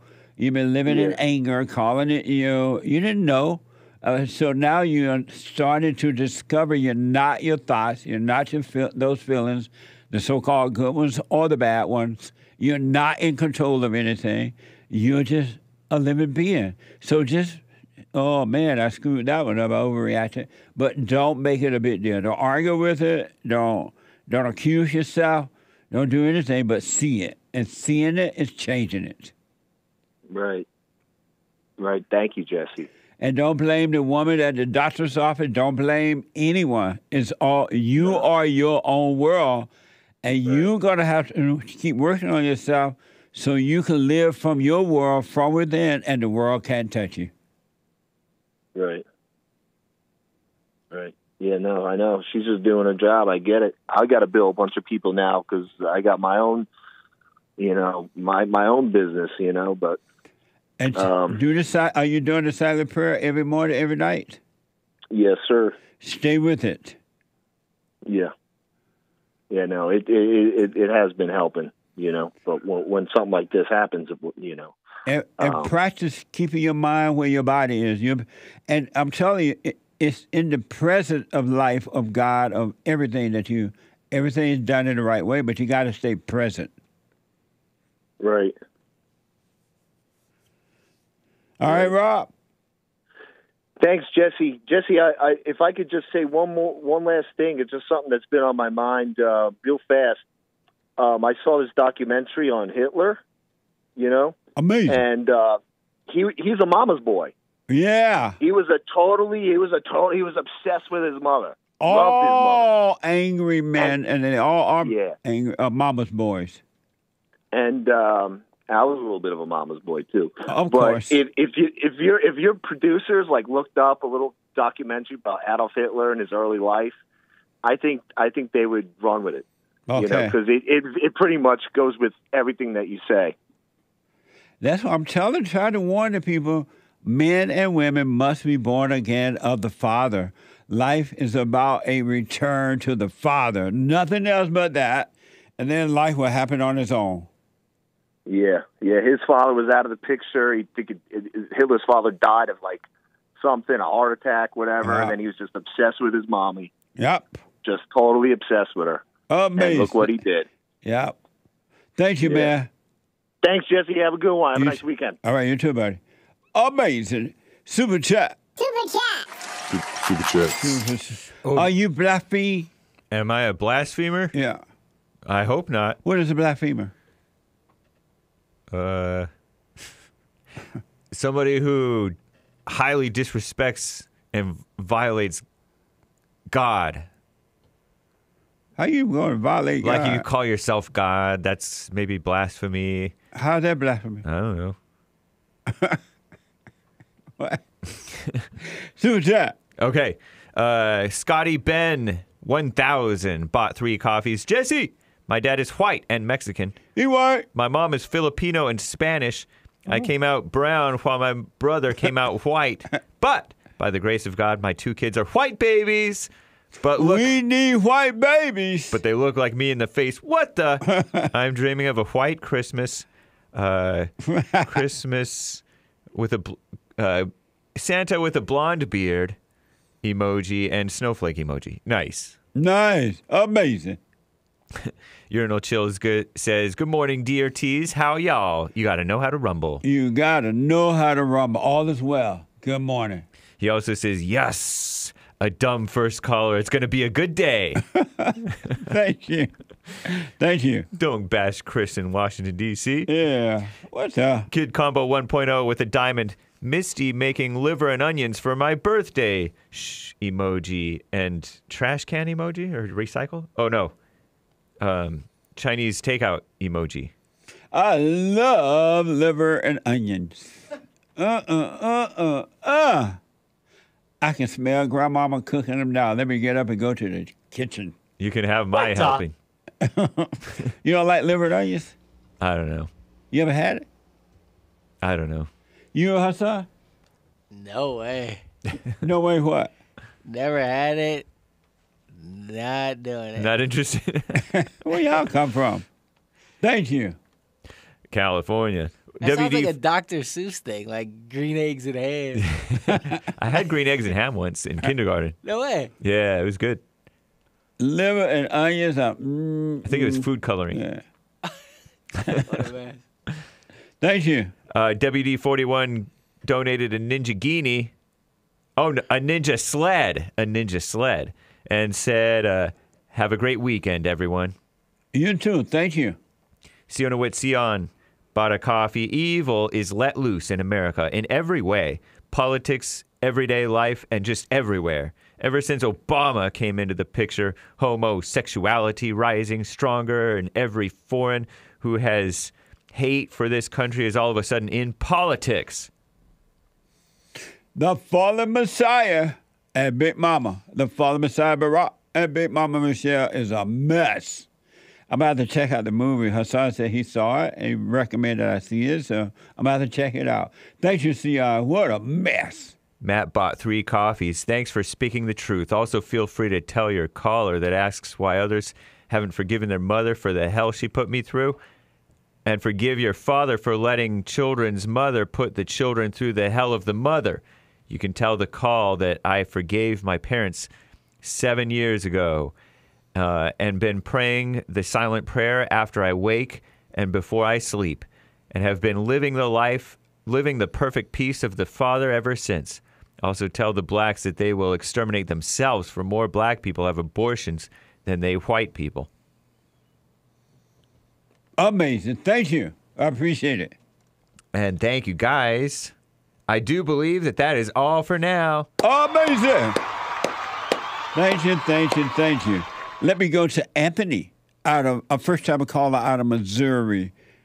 Anthony, thank you for calling and thanks for holding you on the air. Hey, it's a pleasure talking to you, Jesse. Thank you.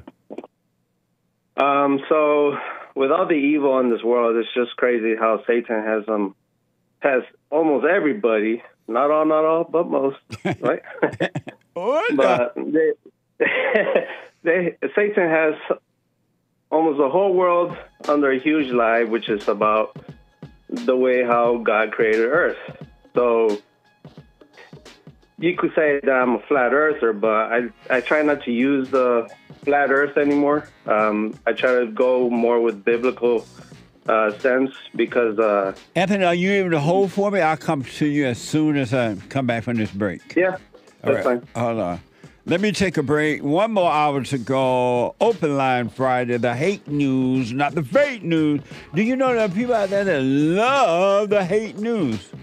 I hear from blacks and whites and Asian and Chinese. Oh, and what else? They love the hate news. They say it's the real deal.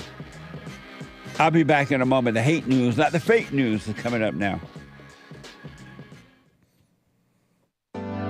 Steve, thank you for calling and thanks for holding. How have you been helped by the show? I'm going to tell you this. I believe you might go down in history as one of the greatest, if not the greatest, black man that ever lived on planet Earth, as far as I'm concerned. I don't know anybody before you that's been that great. You know, freeing the slaves is one thing, but you've been freeing people of their mind, which matters, it should be anyhow, to you more than anything else, because with the mind not being right, there ain't nothing else going to happen right anyway. If you can doubt every thought because you're not your thoughts, if you can doubt every thought, knowing that you're not your thoughts, you don't create them, they're not from God, that they're from the deceiver, the great deceiver, Satan. If you can doubt every thought, you can be free, just like that. At an instant. Bring every thought into captivity. It's so amazing.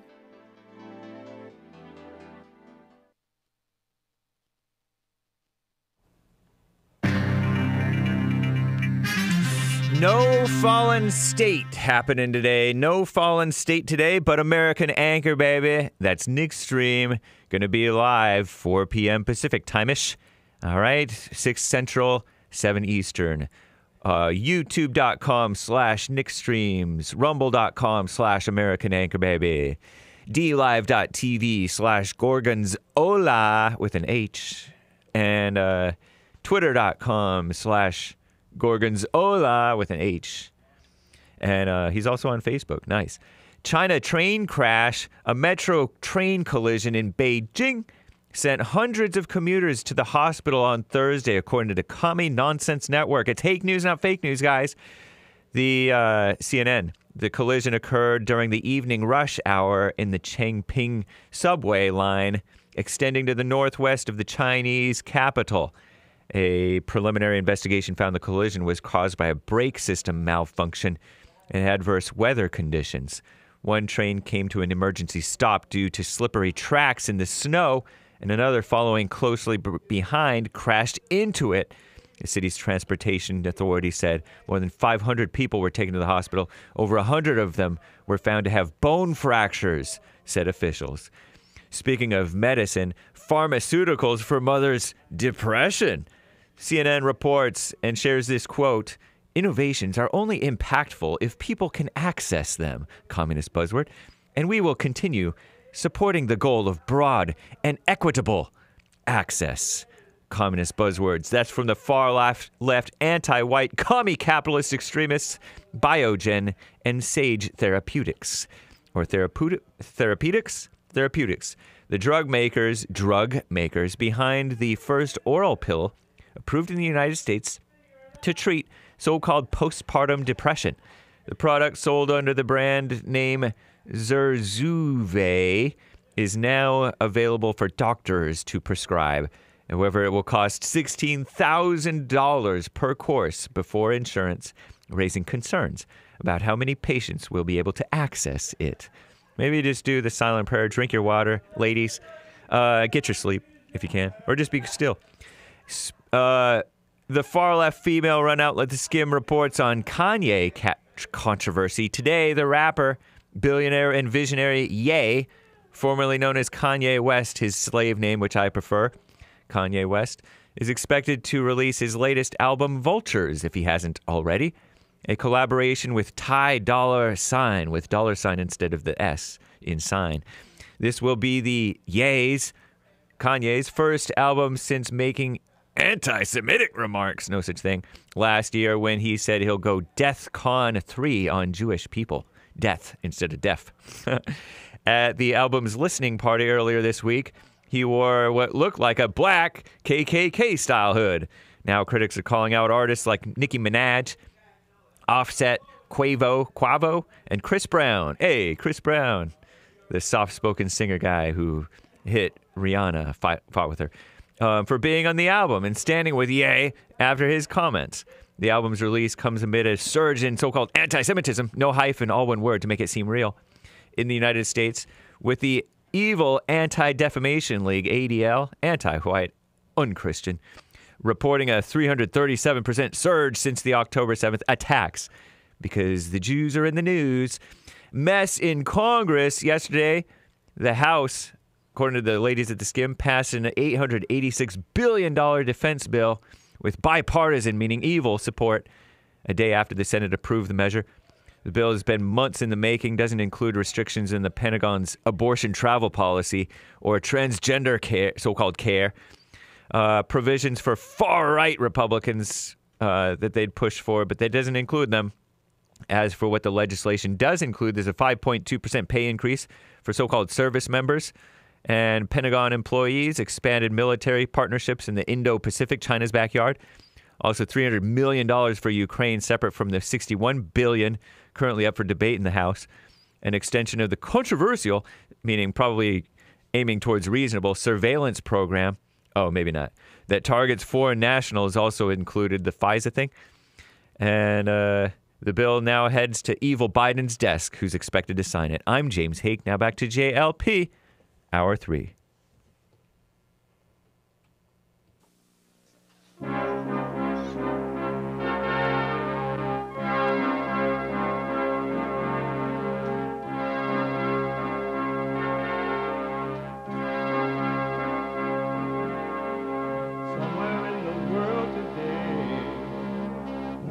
To stand up strong, face the truth about themselves, to understand what went wrong. I know we can find a way. I know we can find a way. I know we can find a way to stand up, stand up.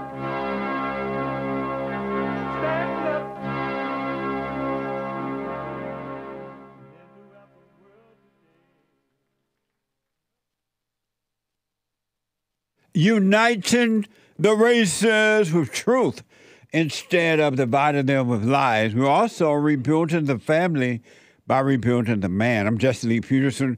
Welcome to the third hour of the show already. It's the third hour. You can get involved by calling 888-7753-773, 888-77-JESSE. JESSE. My biblical question. Do you worship yourself? I was running into the studio. I'm out of breath. What's up?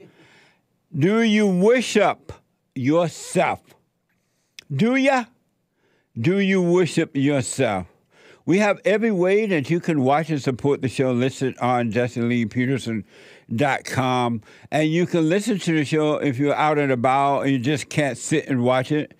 And you go to podcasting when you get home, but you want to be listening while you're doing what you're doing, no matter what you're doing. You can be listening to the show by calling the listen line on your iPhone or iPad at 641-793-1500. That's 641-793-1500.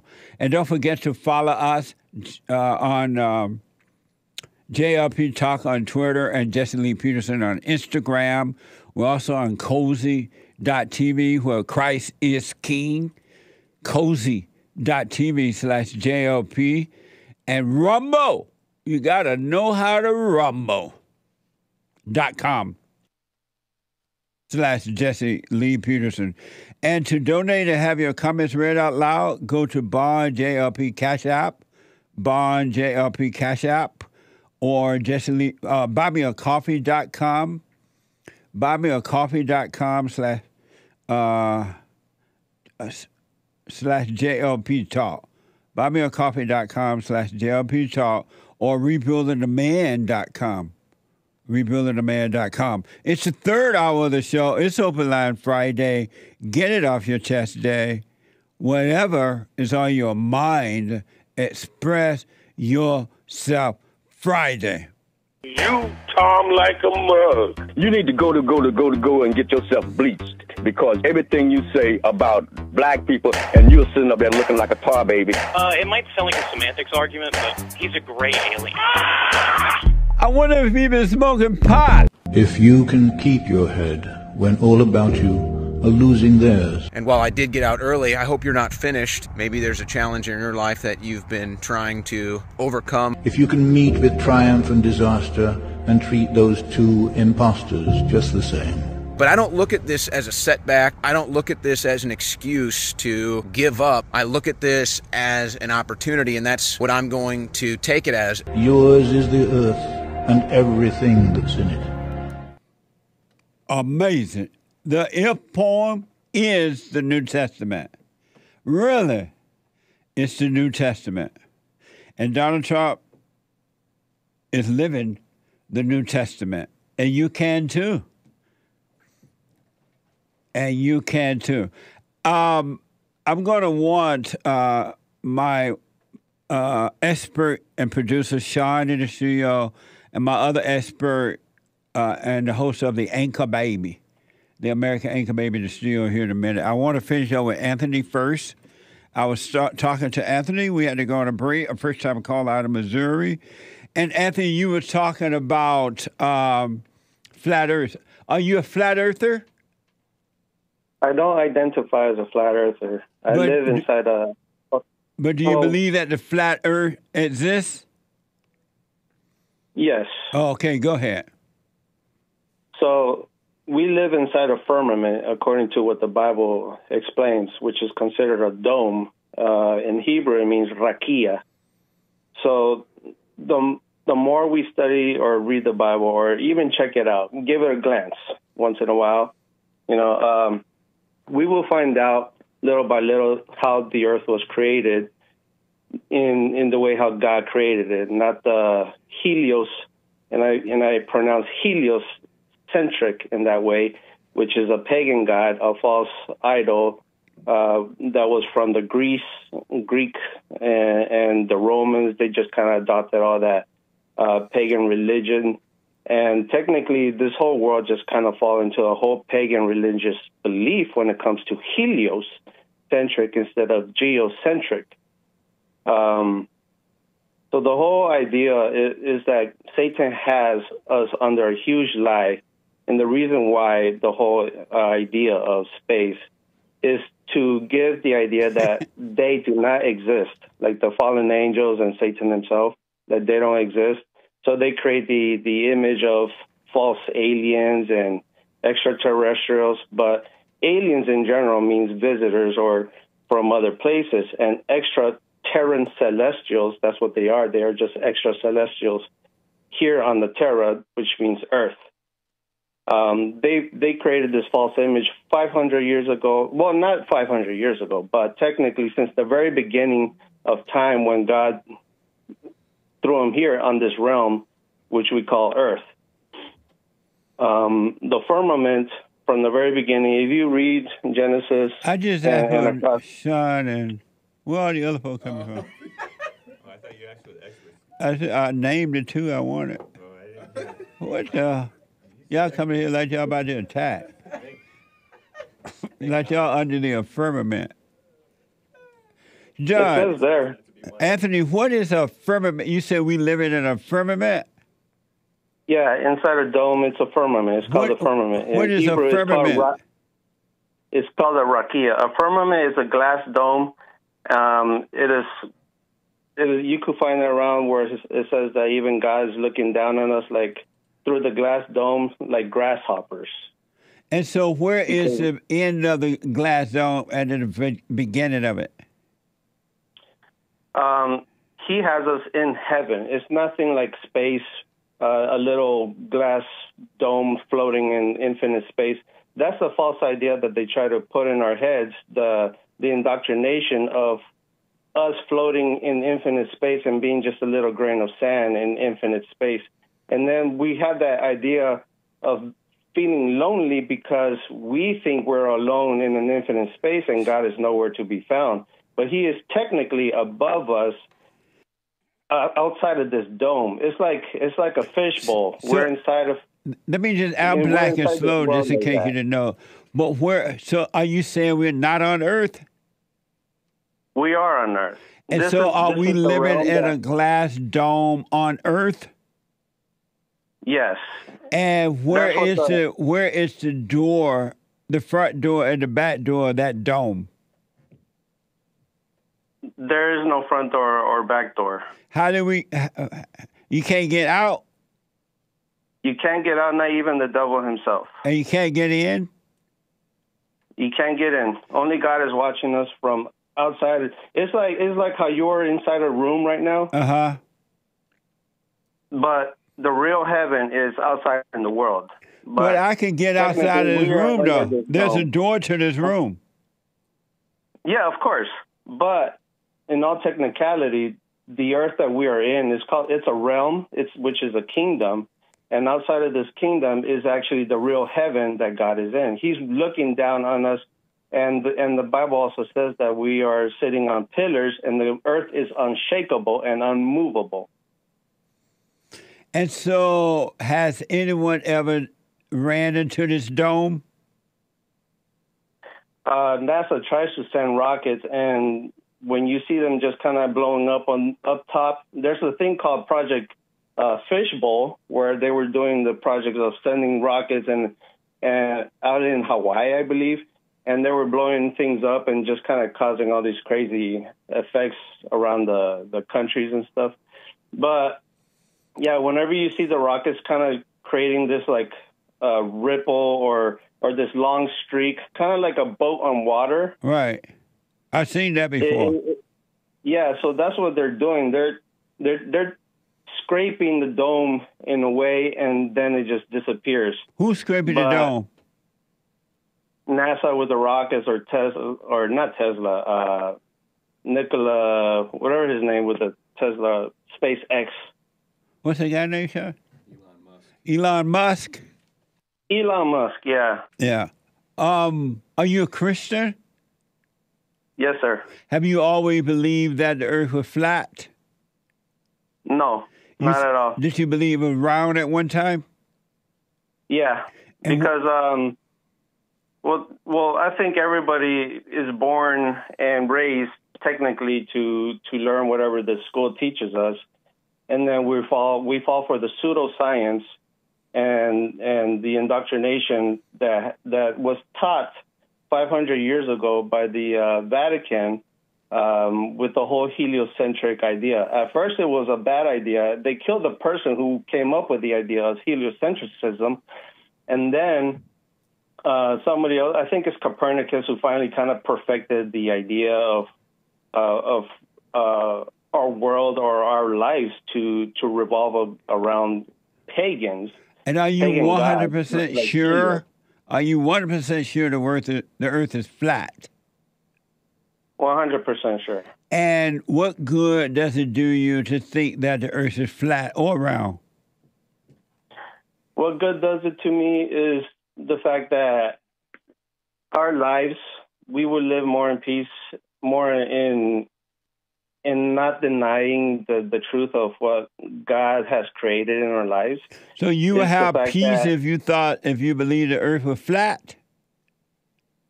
No, it's just the fact of knowing how God actually created the world instead of the pseudoscience lies taught by the Vatican. Are you religious? No. You're not religious? No. And why not? Being religious is just kind of comparing myself to the rest of all the religions out there and just kind of putting it to like a regular practice of like, it's like, oh, I gotta light my daily candle to basically give my respects to God or something. Like, How is that different than believing that the earth is flat? the difference from religious and earth is flat? Yeah. I guess in so many ways, because it's a different topic when it comes about all the pagan gods, which are actually fallen angels from the very beginning, from Genesis, where all the people started falling for the deceptions of all these new religions that came up. And basically, if you actually find out the names of the fallen angels, they are actually the real pagan gods that we actually know nowadays. People like Barack Obama, Michelle, Hillary Clinton, Bill Clinton, even are they Hillary like Clinton fallen mentioned about angels? They're sons of the devil for sure. Not that they're born, not that they're born out of him, but they're technically followers and children of the lie for sure. Amazing. Even Hillary Clinton said it. We've been hitting the glass dome. The glass dome has so many cracks, or the glass windows. ceiling. Yeah, there you go. See. So she knows they know what they're talking about. They know what they do. They're all Freemasons. Freemasonry is full of the lies. They create oaths. Amazing. They create secrecies. And even Helios is actually the god of oaths. Let me ask, because of time, Anthony, let me ask, have you forgiven your mother? Yes. You went to her? Yes. And what did you say to her? Well, that I forgive her for the things that on how she was trying to, because my father died a long time ago, and basically I grew up. I was a mama's boy, but I did forgive her for her trying, and so many other things that actually hurt me too. But yeah, I just carried on with life, and she understood because she's a Christian also, and you told her you're sorry for resenting her for what she did? Didn't use the specific resentment word, but yeah.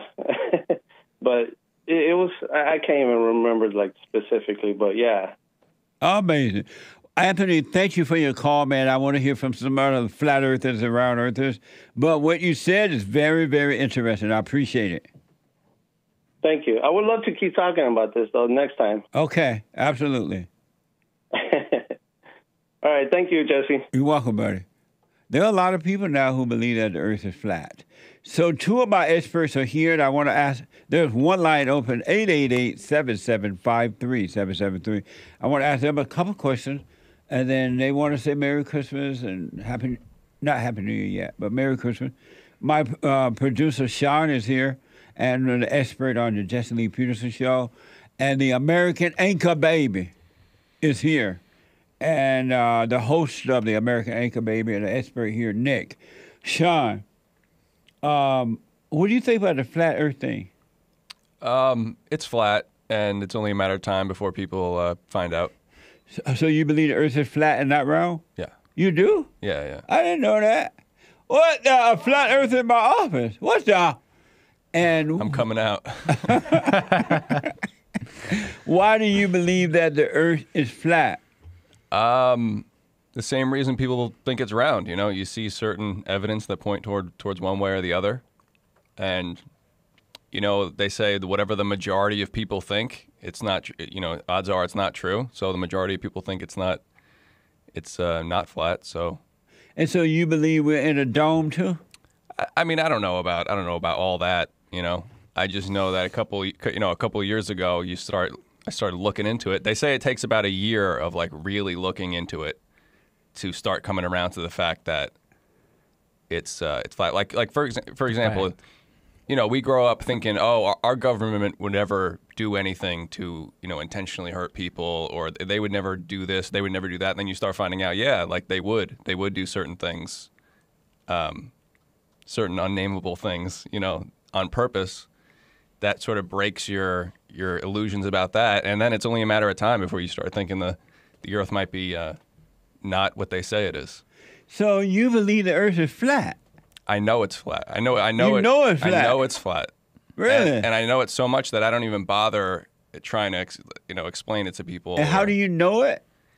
You just, like I said, once you start looking into it, and I don't think about it, you know what I mean? I don't walk around thinking like, oh my God, all these people think the Earth is a globe. But once you see a certain amount of pretty compelling evidence, there's no, once you see it, you can't unsee it. Give me one evidence of for sure that the Earth is flat. I haven't thought, like I said, I haven't thought about it in a while. But you know it, you gotta. There was a time where I looked into it pretty Do deeply. your dad know that you think the Earth is flat? Does he know that? He's aware. Well, I don't know if I would go down a hunting with He's him. aware. I remember one. You can still hunt as a flat earther, Jesse. Yeah. And when you your shoot, father gonna be yeah. going around the hunting area, you're gonna be going up and down it. Yeah, and when you shoot, during hunting, you don't have to take into account the curve of the globe when you shoot. It's just flat. Evidently. So you can't give us one No, I can. knowing evidence that the Earth is flat. I can. So there was a guy up in. This is the one piece that I remember. This is the one piece of evidence that really made me question it. There was a guy up in Canada, and I might be getting some of the details wrong, but there was a guy up in Canada. There's a lake in Canada that's 9 miles wide or 10 miles wide or something like that. And it freezes. The lake freezes, and it's perfectly flat water, freezes. And he set up lights at certain milestones, different colored lights at certain milestones, at 1 mile, at 3 miles, at 5 miles. And with the curve of the Earth, those lights, he set up a camera on the ground 10 inches above the thing, and he set the camera, and those lights were perfectly in line. None of them were higher, none of them were lower. He was able to see the last light at 10 miles, which should have been 6 inches lower than the first light, based on the curve of the Earth. And it wasn't. They were all in a perfect line. And then you think about water that freezes, just like that lake freezes. If the ocean were to freeze from here all the way over to Europe, is it going to freeze like a curve? Well, water freezes flat. He said that when you mentioned the lights and things, he said that's because of diffraction. Diffraction. What? Diffraction. Oh, my word cut off here. I can't see it. Deflation. What does diffraction mean? I don't know. He said that's because of diffraction. Yeah, at the end of the day, it would make sense that people would lie to people about this. He said light going around corners, light bends. Light may bend, but the Earth doesn't. So now, what do you say about your little friend in Canada? Obvious flat. But he said that's because light goes around corners and light bends. Nah. Yeah, there's all sorts of other. And now you have doubt. That's just one. I don't know what. Now your little self-assurance have turned to doubt. No, I have no intention of trying to change Hake's mind or anyone else's mind. He said, why a water drops balls? You know how water drop and turn to balls? Or when it's dropping, it's not flat? Yeah, it's a ball? I don't know. And how do you explain in Antarctica or somewhere, there's a certain area you can't go past? You can't go to anywhere in Antarctica. Hate said, boom. I don't know if that's still exactly true. He said, drop the mic. What's that? You can't go to Antarctica. No, you can. You can pay thousands of dollars to go on an expedition, but Right. they keep you in a very secluded I've heard area. that too, but I still don't. Looking into it, I don't know if that's exactly true. The response the flat earther says, yeah, you can go to Antarctica, but you only go to a guided thing. But you look it up, there are flights that go over, and there's people that have done it, like private people. So, Hassan, you say you can go to the Antarctic? Well, there's definitely been people that came out and said there's a certain point that they stop you. Like there's a part where you just can't go any further. and what planes will show up and be like, sir, you can't go. No, sort of like how what's that alien I've place? tried looking that up too, but No, what's the alien place? The White House? No. Area 51. Yeah, Area 51. There's like a border there. No, you can't come any further. I heard there's a yacht race that goes around Antarctica too. They do it every year. It's something to think about. I think Sean's up to something. He said, no, do not drop the mic. That's rude. Sean may be on to something. Bill will get mad. You drop the mic. Never drop the mic. That's rude. And Joel said, no, now Sean see how I feel when y'all jump me for my views. So you look uncertain now about you knowing that the earth is flat. No, listen, you can go on thinking it's round for the rest. It doesn't bother me at all. But you're the only person on the earth that said, I know it's flat. What? No, I'm not. Is the earth flat or round? I don't know. What do you think? I think it's round. You do? And why? Because that's what I was told. It looked round to me. Yeah. I mean, there's something interesting about the whole flat earth thing is that when you get into like some certain science stuff, the model for flat and the model for round, you can go either way. With the same mathematical numbers, it'll apply to both. And so you can believe whatever you want. It's strange. But when I can't ever get an answer from either side, like on the light bending diffraction, okay, well, if I set up lights 9 meters apart, I can see them all. And then the rounders will say, well, that's diffraction. And then the flat earthers will have a response, but they can't answer each other's questions. Why is diffraction wrong, for example? Or for the diffractors, why can they see the lights 9 meters apart? I don't know. It's a mystery. It's not a matter of whether you think it's flat or round. It's a matter of whether you're going to trust what NASA and everyone else has been telling you for the last 50 or 60 years. Why? Why are we going to trust them? Why? When you look out the window of an airplane, you're up in the sky flying, do you see a flat earth or do you see a round earth? Flat, obviously. What? Obviously. What, do you see a ball underneath you? See the sky, you see the clouds, you see a far distance. Does it look flat or does it look round? Flat. Really? Yeah, I'm about to experience that today. Do you wear glasses? If everything goes according to plan. Do you wear glasses? No, I've never worn glasses. That's part of the firmament, Jesse. What, the round earth? No, the clouds and that's all part of the dome. Oh, so the igloo that we're in.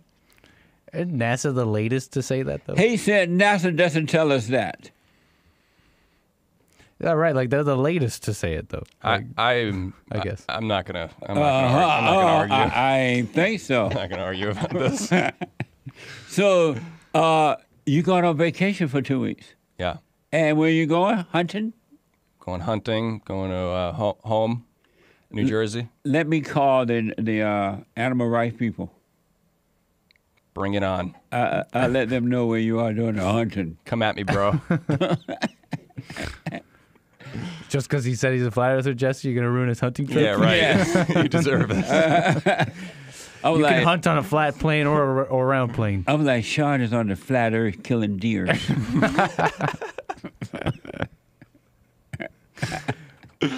Are you better? Who is better at hunting, you or Ted Newton?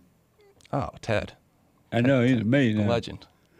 Amazing. Well, have a good trip, man. Thank you. And are you religious? No. Are you a blasphemer? No. Are you religious, Nick? I don't know. I would say no, because for me, religion, I connected to hooping and hollering. That's how I see the word religion. And hooping and hollering seems phony to me. Are you a blasphemer? Probably. You are? I said probably. Are you religious, Hassan? Yes, sir. Hassan is one of the experts here, the audio engineer. And you are religious. What is religious? Religious is standing on religion. What? Standing for religion. Standing on it. I love him. How come Sean cracking up? Being hardcore. What is religion? Being an extremist, a radical. Oh. A fundamentalist. Jesse. Are you a Christian fundamentalist? Are you a blasphemer? No. If you're religious, you have to be a blasphemer. Really? What is religion? Well, is socialism irreligious Christianity? Yeah. Okay, I think I'm may somewhat understand religion, but not totally. Oh. So socialism is like Christianity without the religion. Irreligious version of Christianity. It's I'm trying to be nice. It's not Christianity, but it's false religion. It's like the Christians perverted their own religion. Oh, to be kind to all, love all. Anyways, move on. I only say that because we live now in a world of people who just say, well, I'm not religious, I'm spiritual. And it just gets me ticked. Oh. So I like to double down now on being a religious. You need a visit to the post office and deal with those black people. We're both reacting to the meaning of the word in our mind. Sean, tell the folks about breathing. He has a very interesting concept about breathing. Right. Yeah. There is a correct way to breathe. A lot of people don't know that. And I'd love to try to make this short, but I could literally talk about it for an hour. But most people breathe too much. They're in a hyperventilative state. They go like short, shallow breaths through their mouth. You talking about Nick? No, I'm the other one. I'm the one that goes. He's got a different issue. But most people are like that. You know, same with us getting lost in our thoughts when something traumatic happens to us when we're a kid. Right. A lot of us, things happen to us when we're traumatic when we're a kid, and we never breathe right again for the rest of our lives. You ever see babies breathe? They breathe through their stomach. It's very easy. And so I have a whole thing about proper breathing. Well, let me just take a quick break when I come back with you to kind of give us a short version of that. I'll try. Let me take a quick break. When I come back, your phone calls and Super Chat. The treasure chest is now open on D-Live. And the hate report today have a guest. I'll tell you about that when I come back, too. Back in a moment.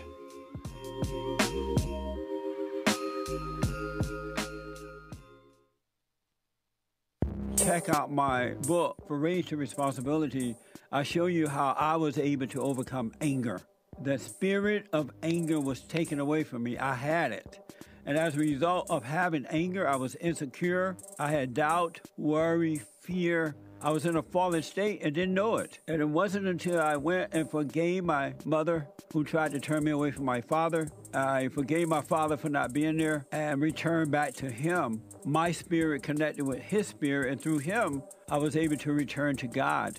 And I have perfect peace. Perfect love casts out anger. And when anger is gone, fear and doubt, worry, insecurity, suicidal thoughts, all of that is gone, and you are free. Amazon.com, Barnes & Noble, or if you want an autographed copy, you can go to my website at rebuildingtheman.com or call 800-411-BOND.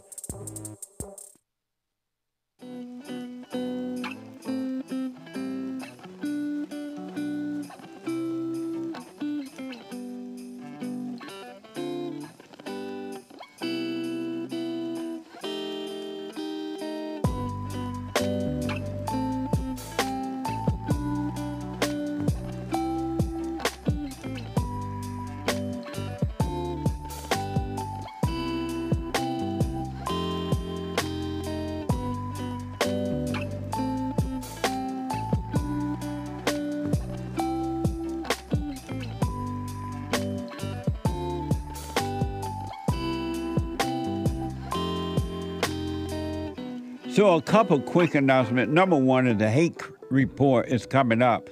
At the top of this hour, the Hake, H-A-K-E report.com from 9 to 11 a.m. And he's on fire today. He has a guest, Third Rail with Omar. Third Rail, R-A-I-L, with Omar on the Hake Report today at 9 a.m. From 9 to 11 a.m. he's on. And then at 4 p.m., the American Anchor Baby. The American Anchor Baby at 4 p.m. today, flying high. Not off fentanyl, not off pot, not off cocaine, not off cigarettes, not off anything but natural energy from God. The American Anchor Baby flying high at 4 p.m. Pacific time today. And then all are invited to church on Sunday. Fellowship with all every Sunday. Doors open at 10:30. Starts at 11 a.m. Pacific time, 2 p.m. Eastern time. Come on down if you're in town. If not, you can watch it live. You can podcast. RebuildingTheMan.com/church. RebuildingTheMan.com/church. And don't forget the end of the year tax write-offs. Donations, go to RebuildingTheMan.com or call 800-411-BOND, all right, to make your donations. So tell us quickly about the breathing thing. Well, first things first, you're not supposed to be breathing through your mouth at all. In and out through your nose. So then why we do it? As much as possible, because we're crazy? We were told wrong. Oh.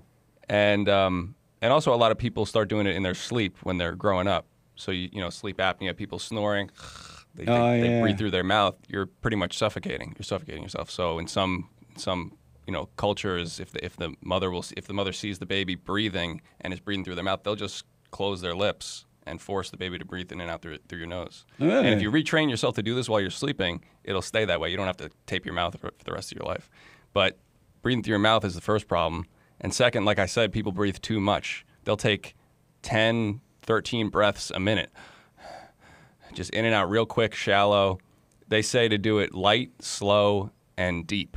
So we're supposed to be breathing in and out through our nose 5 or 6 seconds in, 5 or 6 seconds out. So these are much longer, slower breaths than we might be used to. We're supposed to be breathing like that all the time.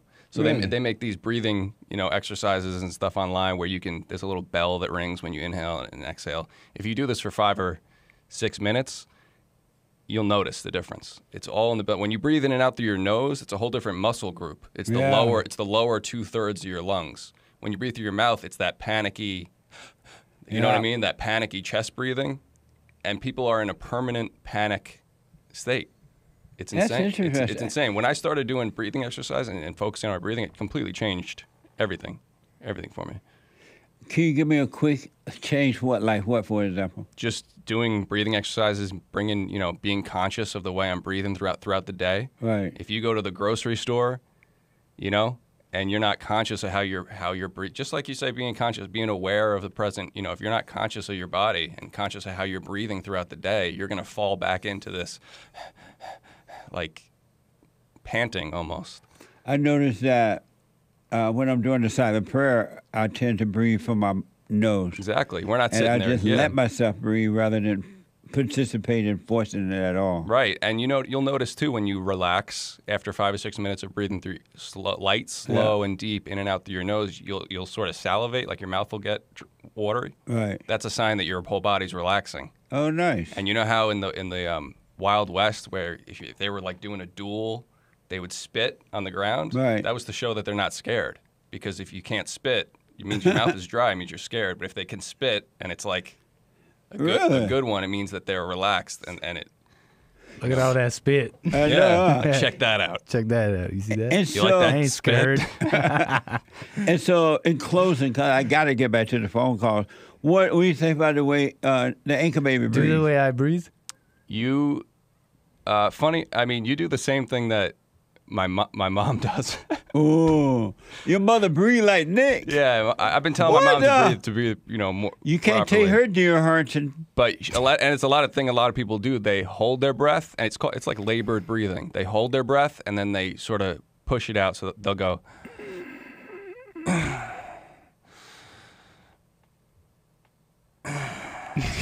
You know what I mean? Like they're trying. That's how they about to take a dump or something. Like they're exactly. It's like they're trying to do something. It's like they're forcing themselves to do something. That's how Nick breathes. Sometimes it's totally Let me hear unconscious. It again. Go. No, I can do it better. I make like weird sounds. Like I didn't notice that until I started working for you. Really? And I could go and review footage of myself. And I'll be sitting there and I'm like, what? Where did that sound come from? I didn't even hear myself do it. What the heck? Yeah. What? One more thing. I'll try to make this quick. Yeah. Really interesting. There's a thing called heart rate variability. So anytime that you inhale, your heart rate goes up slightly. And anytime you exhale, your heart rate goes down slightly. That's why when we sigh, when we do that, we try to relax, we try to extend our exhale. So if you were to breathe in for 4 seconds and out for 6 seconds, that's a way to calm yourself down because your exhale is longer than your inhale. So the normal base level perfect breath is in and out through your nose, 5.5 seconds in, 5.5 seconds out. If you do one of those breathing exercises and you do that for a few minutes, 5.5 seconds in, 5.5 seconds out, light, slow, deep, Wow. relaxed, nothing forced. Yeah. You know, you're not going to force yourself to do it. If you can't do it yet, you know, take your time. But if you do that, it's called heart rate variability, and your heart and your breath will link up, and that slight increase of your heart rate while you're breathing in and that slight decrease of your heart rate while you're breathing out will link up everything. It fixes your, you know, digestion, everything. Wow. So your mother breathed like Nick. Like That's the Anchorman. you got it. Thanks. Just say it again. What? I breathe like Sean's mom. It's so easy to fix. It's just so easy. How come you're 70 and I make these sounds? I know. Well, you have your own breathing. Yeah, my breathing. Oh, yeah. is Let's talk awful. about your breathing. You yeah, sigh. Sean, talk about his breathing. You because sigh. of my excuse is I have a cleft palate. Right. And so it's hard for me to breathe out my nose because of the cleft lip. Right. Well, the more you do it, the better. The Yeah, better I'm you a get at it. practicer. Every morning I wake up, first thing I do is a breathing exercise. And so your mama breathed like Nick, the anchor Hey, you baby. breathe like my mom. Yeah, it's like labored breathing. So what's it like knowing you breathe like his mama? I didn't know I breathe like a woman. And like a 70-year-old woman, too. I don't know if your mom's 70, but how come I'm making We the love sounds you, and you Nick. don't? Sean, mother. Hey, Ma. What's her first name? Maureen. Hey, Maureen. I like that name, Maureen. It's a nice name. It sure is. So Haight said nose is a better filter. That, and it also produces nitric oxide, I think. It produces, while you're breathing, a chemical that your mouth doesn't produce while you're breathing in and out through your mouth. All right. Thank you, guys. So do you do the silent prayer first or you breathe first when you wake up? I breathe first. Ooh, Joel says so. Sean basically said he doesn't do the silent prayer first thing. I'm telling God. No one does the silent prayer first. I know. You breathe first. What the? Thank you. Last word. Merry Christmas. Thank you for your support. Thank you for having me here. Best job in the world. Best boss in the world. Amazing. And yeah, thank you. You're an amazing producer, man. I'm blessed to have you as producer for sure. And Barn is blessed to have you around. Last word, Anchor Baby, for now. Your show, what you're doing today, and an idea. And make sure you breathe. Why'd you bring me in? I don't know. 4 p.m. We're going to take a flight, and I'll be sure to try to breathe. I brought you in so they can hear your awful breathing. This is a breathing intervention. Right. I'm like, wait, what is this? I wanted people to know what it sounds like to hear awful breathing. Right on. Amazing. And thank you, Hassan. Yes, sir. Okay. Thank you. Didn't you say that because of the cleft thing situation that the doctor said that you wouldn't even be able to talk or something like that? Didn't you say some story about that? No. Oh. And you overcame that. Why can't you overcome your breathing? Well, they just say, what it was, my talk wouldn't be clear. Oh, right. Because of that. Well, boy, were they wrong? The Lord fixed it. You've been talking the truth since. Yep. The Lord fixed it.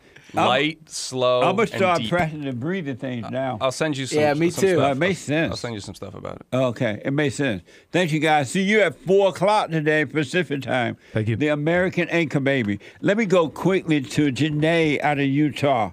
Janae, welcome to the show. You're on the air. Hi, Jesse. Hey, Janae. I wanted to speak to on the point of the people who are calling for a white genocide and how I can see some white people, and I'm assuming they're white, reacting to that in the chat. And I think they're overreacting, and I think that's what the devil wants. Yes. He wants us to blame them. Listen, I don't think that this is there's like this side and that side, and it's their fault. It's God's side and the devil's side. And we want to protect freedom because that's a gift from God, right? And I can see that the devil has been trying to separate, he's been trying to separate men and women and not let us get along. and I saw a TikTok that was showing how most of the Democrat voters, since white people are still the majority, are middle-aged white women.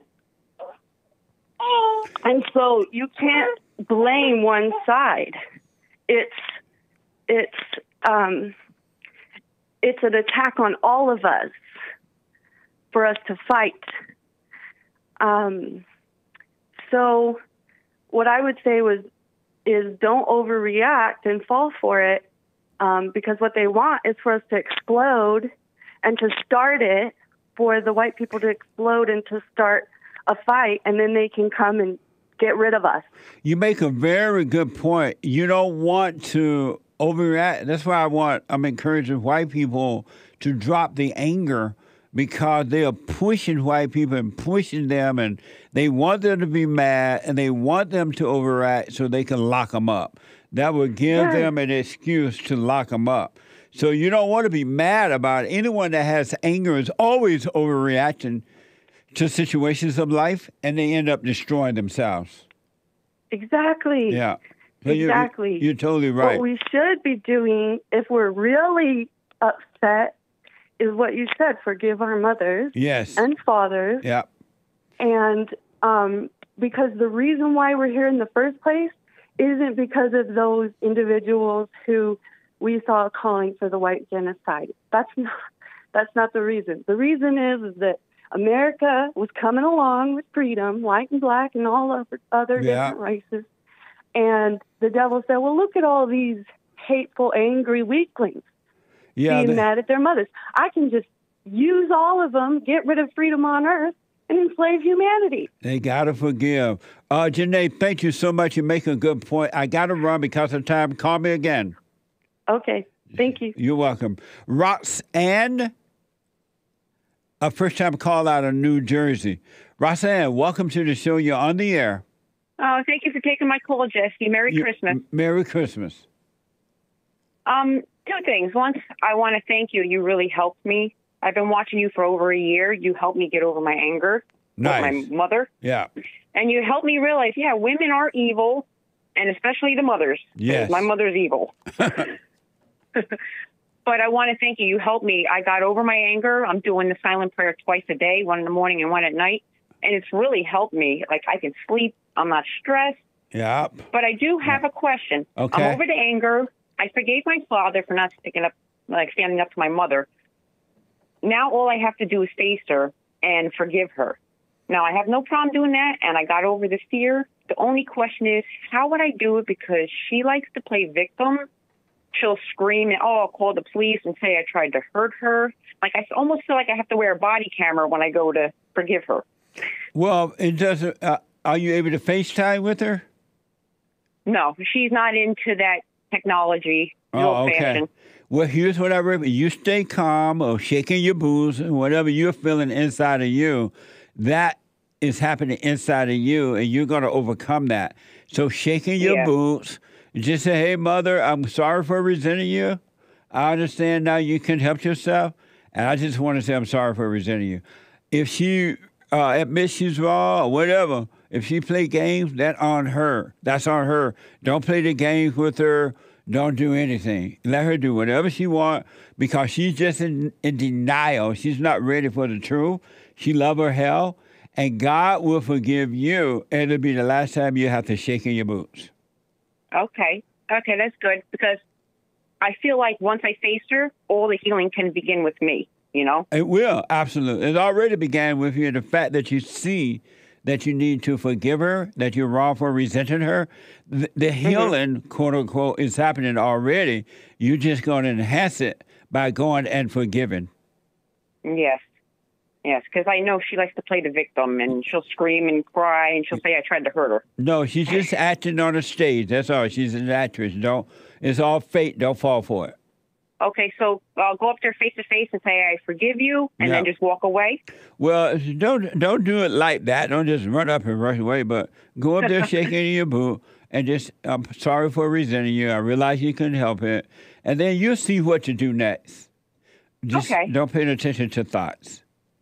Okay. All right. Thank you so much, Jesse. You're welcome. I wish you well and Merry Christmas. Let me know how it goes. You got it. All Merry right. Christmas. Okay. I was in this movie called Captain Save-A-Ho. I was acting in the movie. What the? I want you to check it out. All right. I forgot to mention it. So I'm being reminded to have your team community post save the whole movie. Oh, on all 3 channels. We're going to post it. We'll take care of that. But check out, what's their website? Captain Save-A-Ho. Remember that, Hassan? I think it was Red. Aren't they Yeah, Red Lions? Red Pill Lions. Oh, yeah, Red. That's where you can go. I don't know about them posting on the channels, but go to Red Pill Lions and check out Captain Save-A-Ho. I was in it, acting in it. Let me know what you think. It's a Christmas gift too. All right, thank you all. Super chat. Super chats. Lily Poo on Rumble gave a Rumble rant. I had liverwurst and onions on rye last night. Does that count? Liver what? Liverwurst and onions. Liverwurst what? Liverwurst and onions. She has some bad liver? No, it's called liverwurst. Oh, I don't know what that is. It's sausage. Is it like liver? Liver sausage. Oh, I'm not sure what that is, but if you enjoyed it, right on. I'm talking about the real deal. It's liver. It's sausage made from liver. Oh, okay. Does that count? Yeah, if you enjoyed it, but that's not liver. It's liver, but made into sausage. Oh, okay. Thank you. I'm just not sure what it is. Elijah donated a diamond saying, Earth is round like a pizza. Pizza Planet, Pixar. You believe the Earth is round or flat? It's an obvious globe. It's a ball. Nice. Yep. We got to say now, Sean. He says obviously flat. Obvious. You want to fight about it? Thank you. All right. Stan69 donated a diamond. Nick hijacked his title. Wasn't raised in America.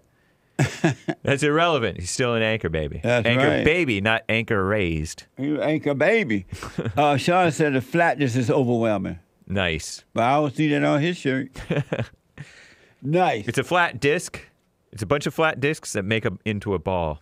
Nice. Elijah gave a diamond saying Hake's mind is full of tap water. Thank you. The rainbow's curve is refraction off the dome, says Elijah. Thank you. Puke Bucket says, Jesse, you should do a heavy metal / flat earther Monday sometime. That's a great combo theme. Thank you for the suggestion. I won't turn it. We'll see. And for the Rumble rant. Yeah. Ray Nesio bought a coffee. Jesse, the earth may be flat just like my stomach, but it didn't fool the chair I just sat on because it broke. Amazing. Thank you. Alpha Trucker 67 bought 5 coffees. God and Jesus is cleaning up heaven, singing In the Air Tonight by Phil Collins and Waiting on Church with Jesse. Right on. Great song. I can feel it. Amazing. Thank you. Elijah with another diamond. EZ4 caller to say white genocide is overreacting when she ain't white. Caller change baby's diapers, get in the kitchen. And get in the kitchen. With 3 diamonds, Elijah. Thank you. I appreciate it. Urinal Chill says, it's obviously the only thing that exists is racism. No such thing as racism. Racism, that's the one thing that doesn't exist. Thank you. He asks, is Sean going to bring us deer tea when he comes back? Oh, my dear. Sean brings deer tea. Shout out to the top contributors on D-Live, WD-41, Elijah, Kid Combo 1.0, Stan69, Evgeny Crosby, Games for Rec, and the rest of the guys and gals. Appreciate the D-Livers. Thank you all. Amazing. And that's all for now, I do believe. Thank you. Amazing. The Hake Report coming up at the top of this hour. He has a guest. Your guess is, real fast. Third Rail with Omar. Third Rail with Omar. Let me go to a first-time call out of Indiana, Bernie. Bernie, welcome to the show. You're on the air. Yes, sir. I guess my question is, you know, how do you transition from,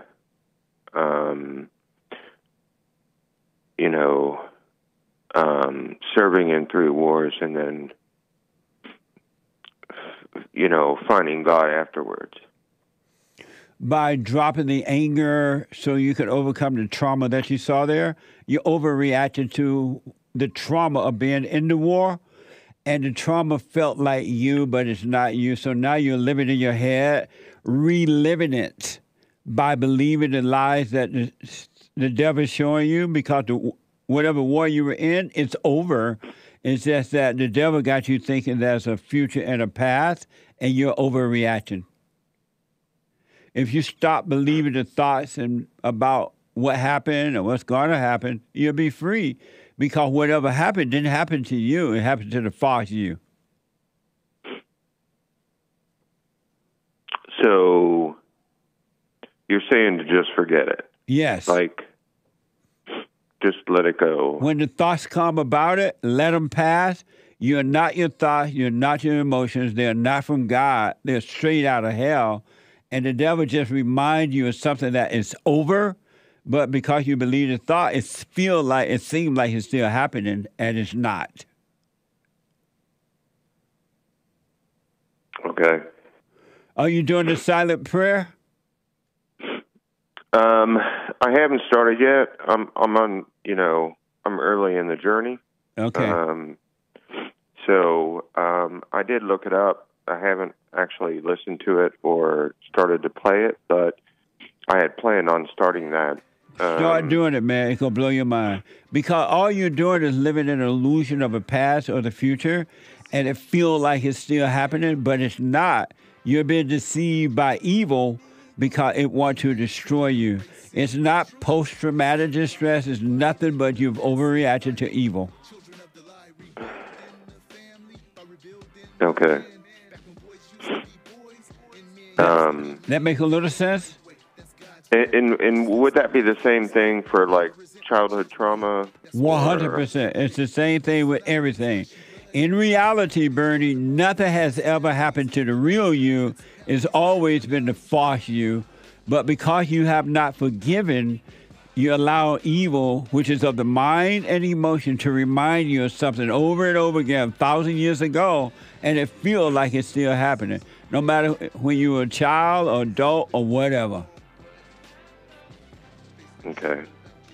So here's what I recommend. That sounds easier than it than it seems to be. It's easier than what I'm telling you. It's so simple I can't even find the words.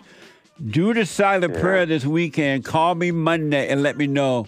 Let me know what you think about the silent prayer. Start doing that, and I'm telling you, you will overcome the illusion of the past or the future. You want to be whole. You want to be one. Yeah. One thing I do deal with is that I grew up in a Catholic house, extremely Catholic, and my father was not a nice man, and forgive him. So I kind of,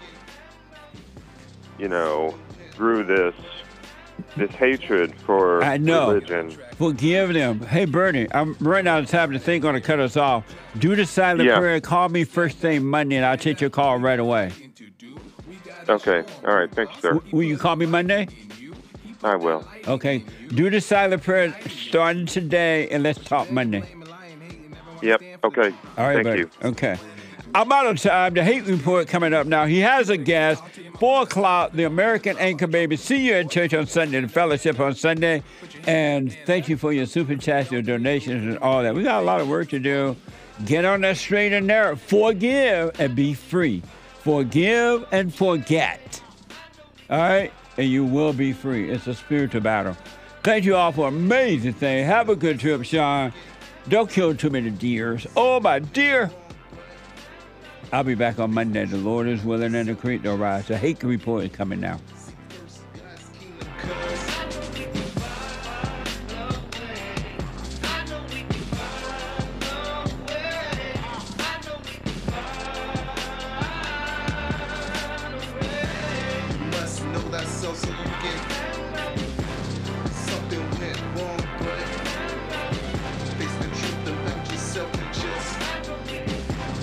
First, God's kingdom comes.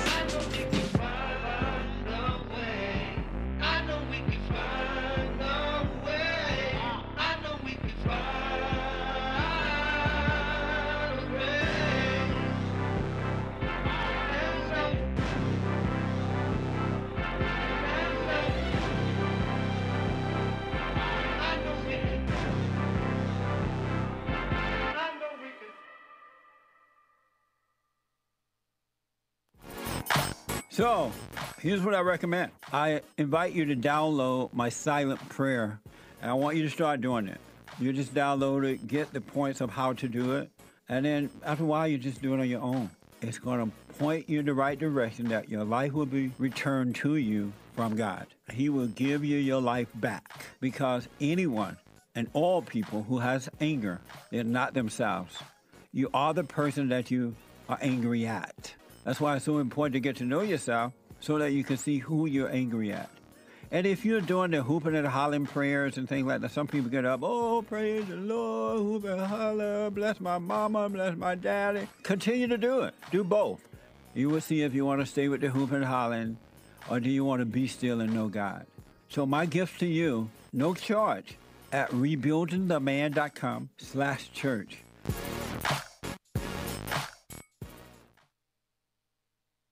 So I asked the question, are you better than a child molester? I've discovered over the 30 years of counseling, the one thing that's missing,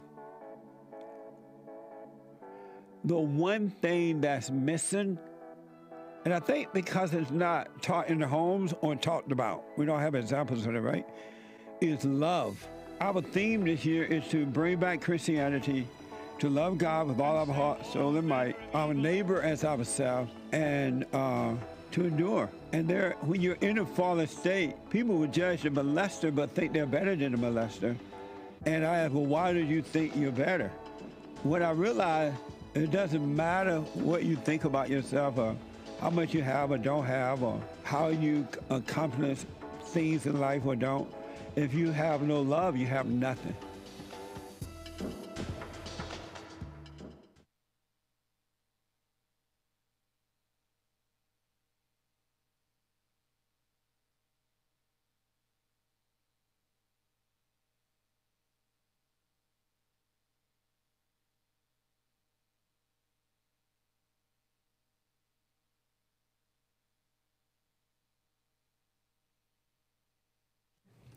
Thank you, J.C. Lee Peterson. An excellent Get It Off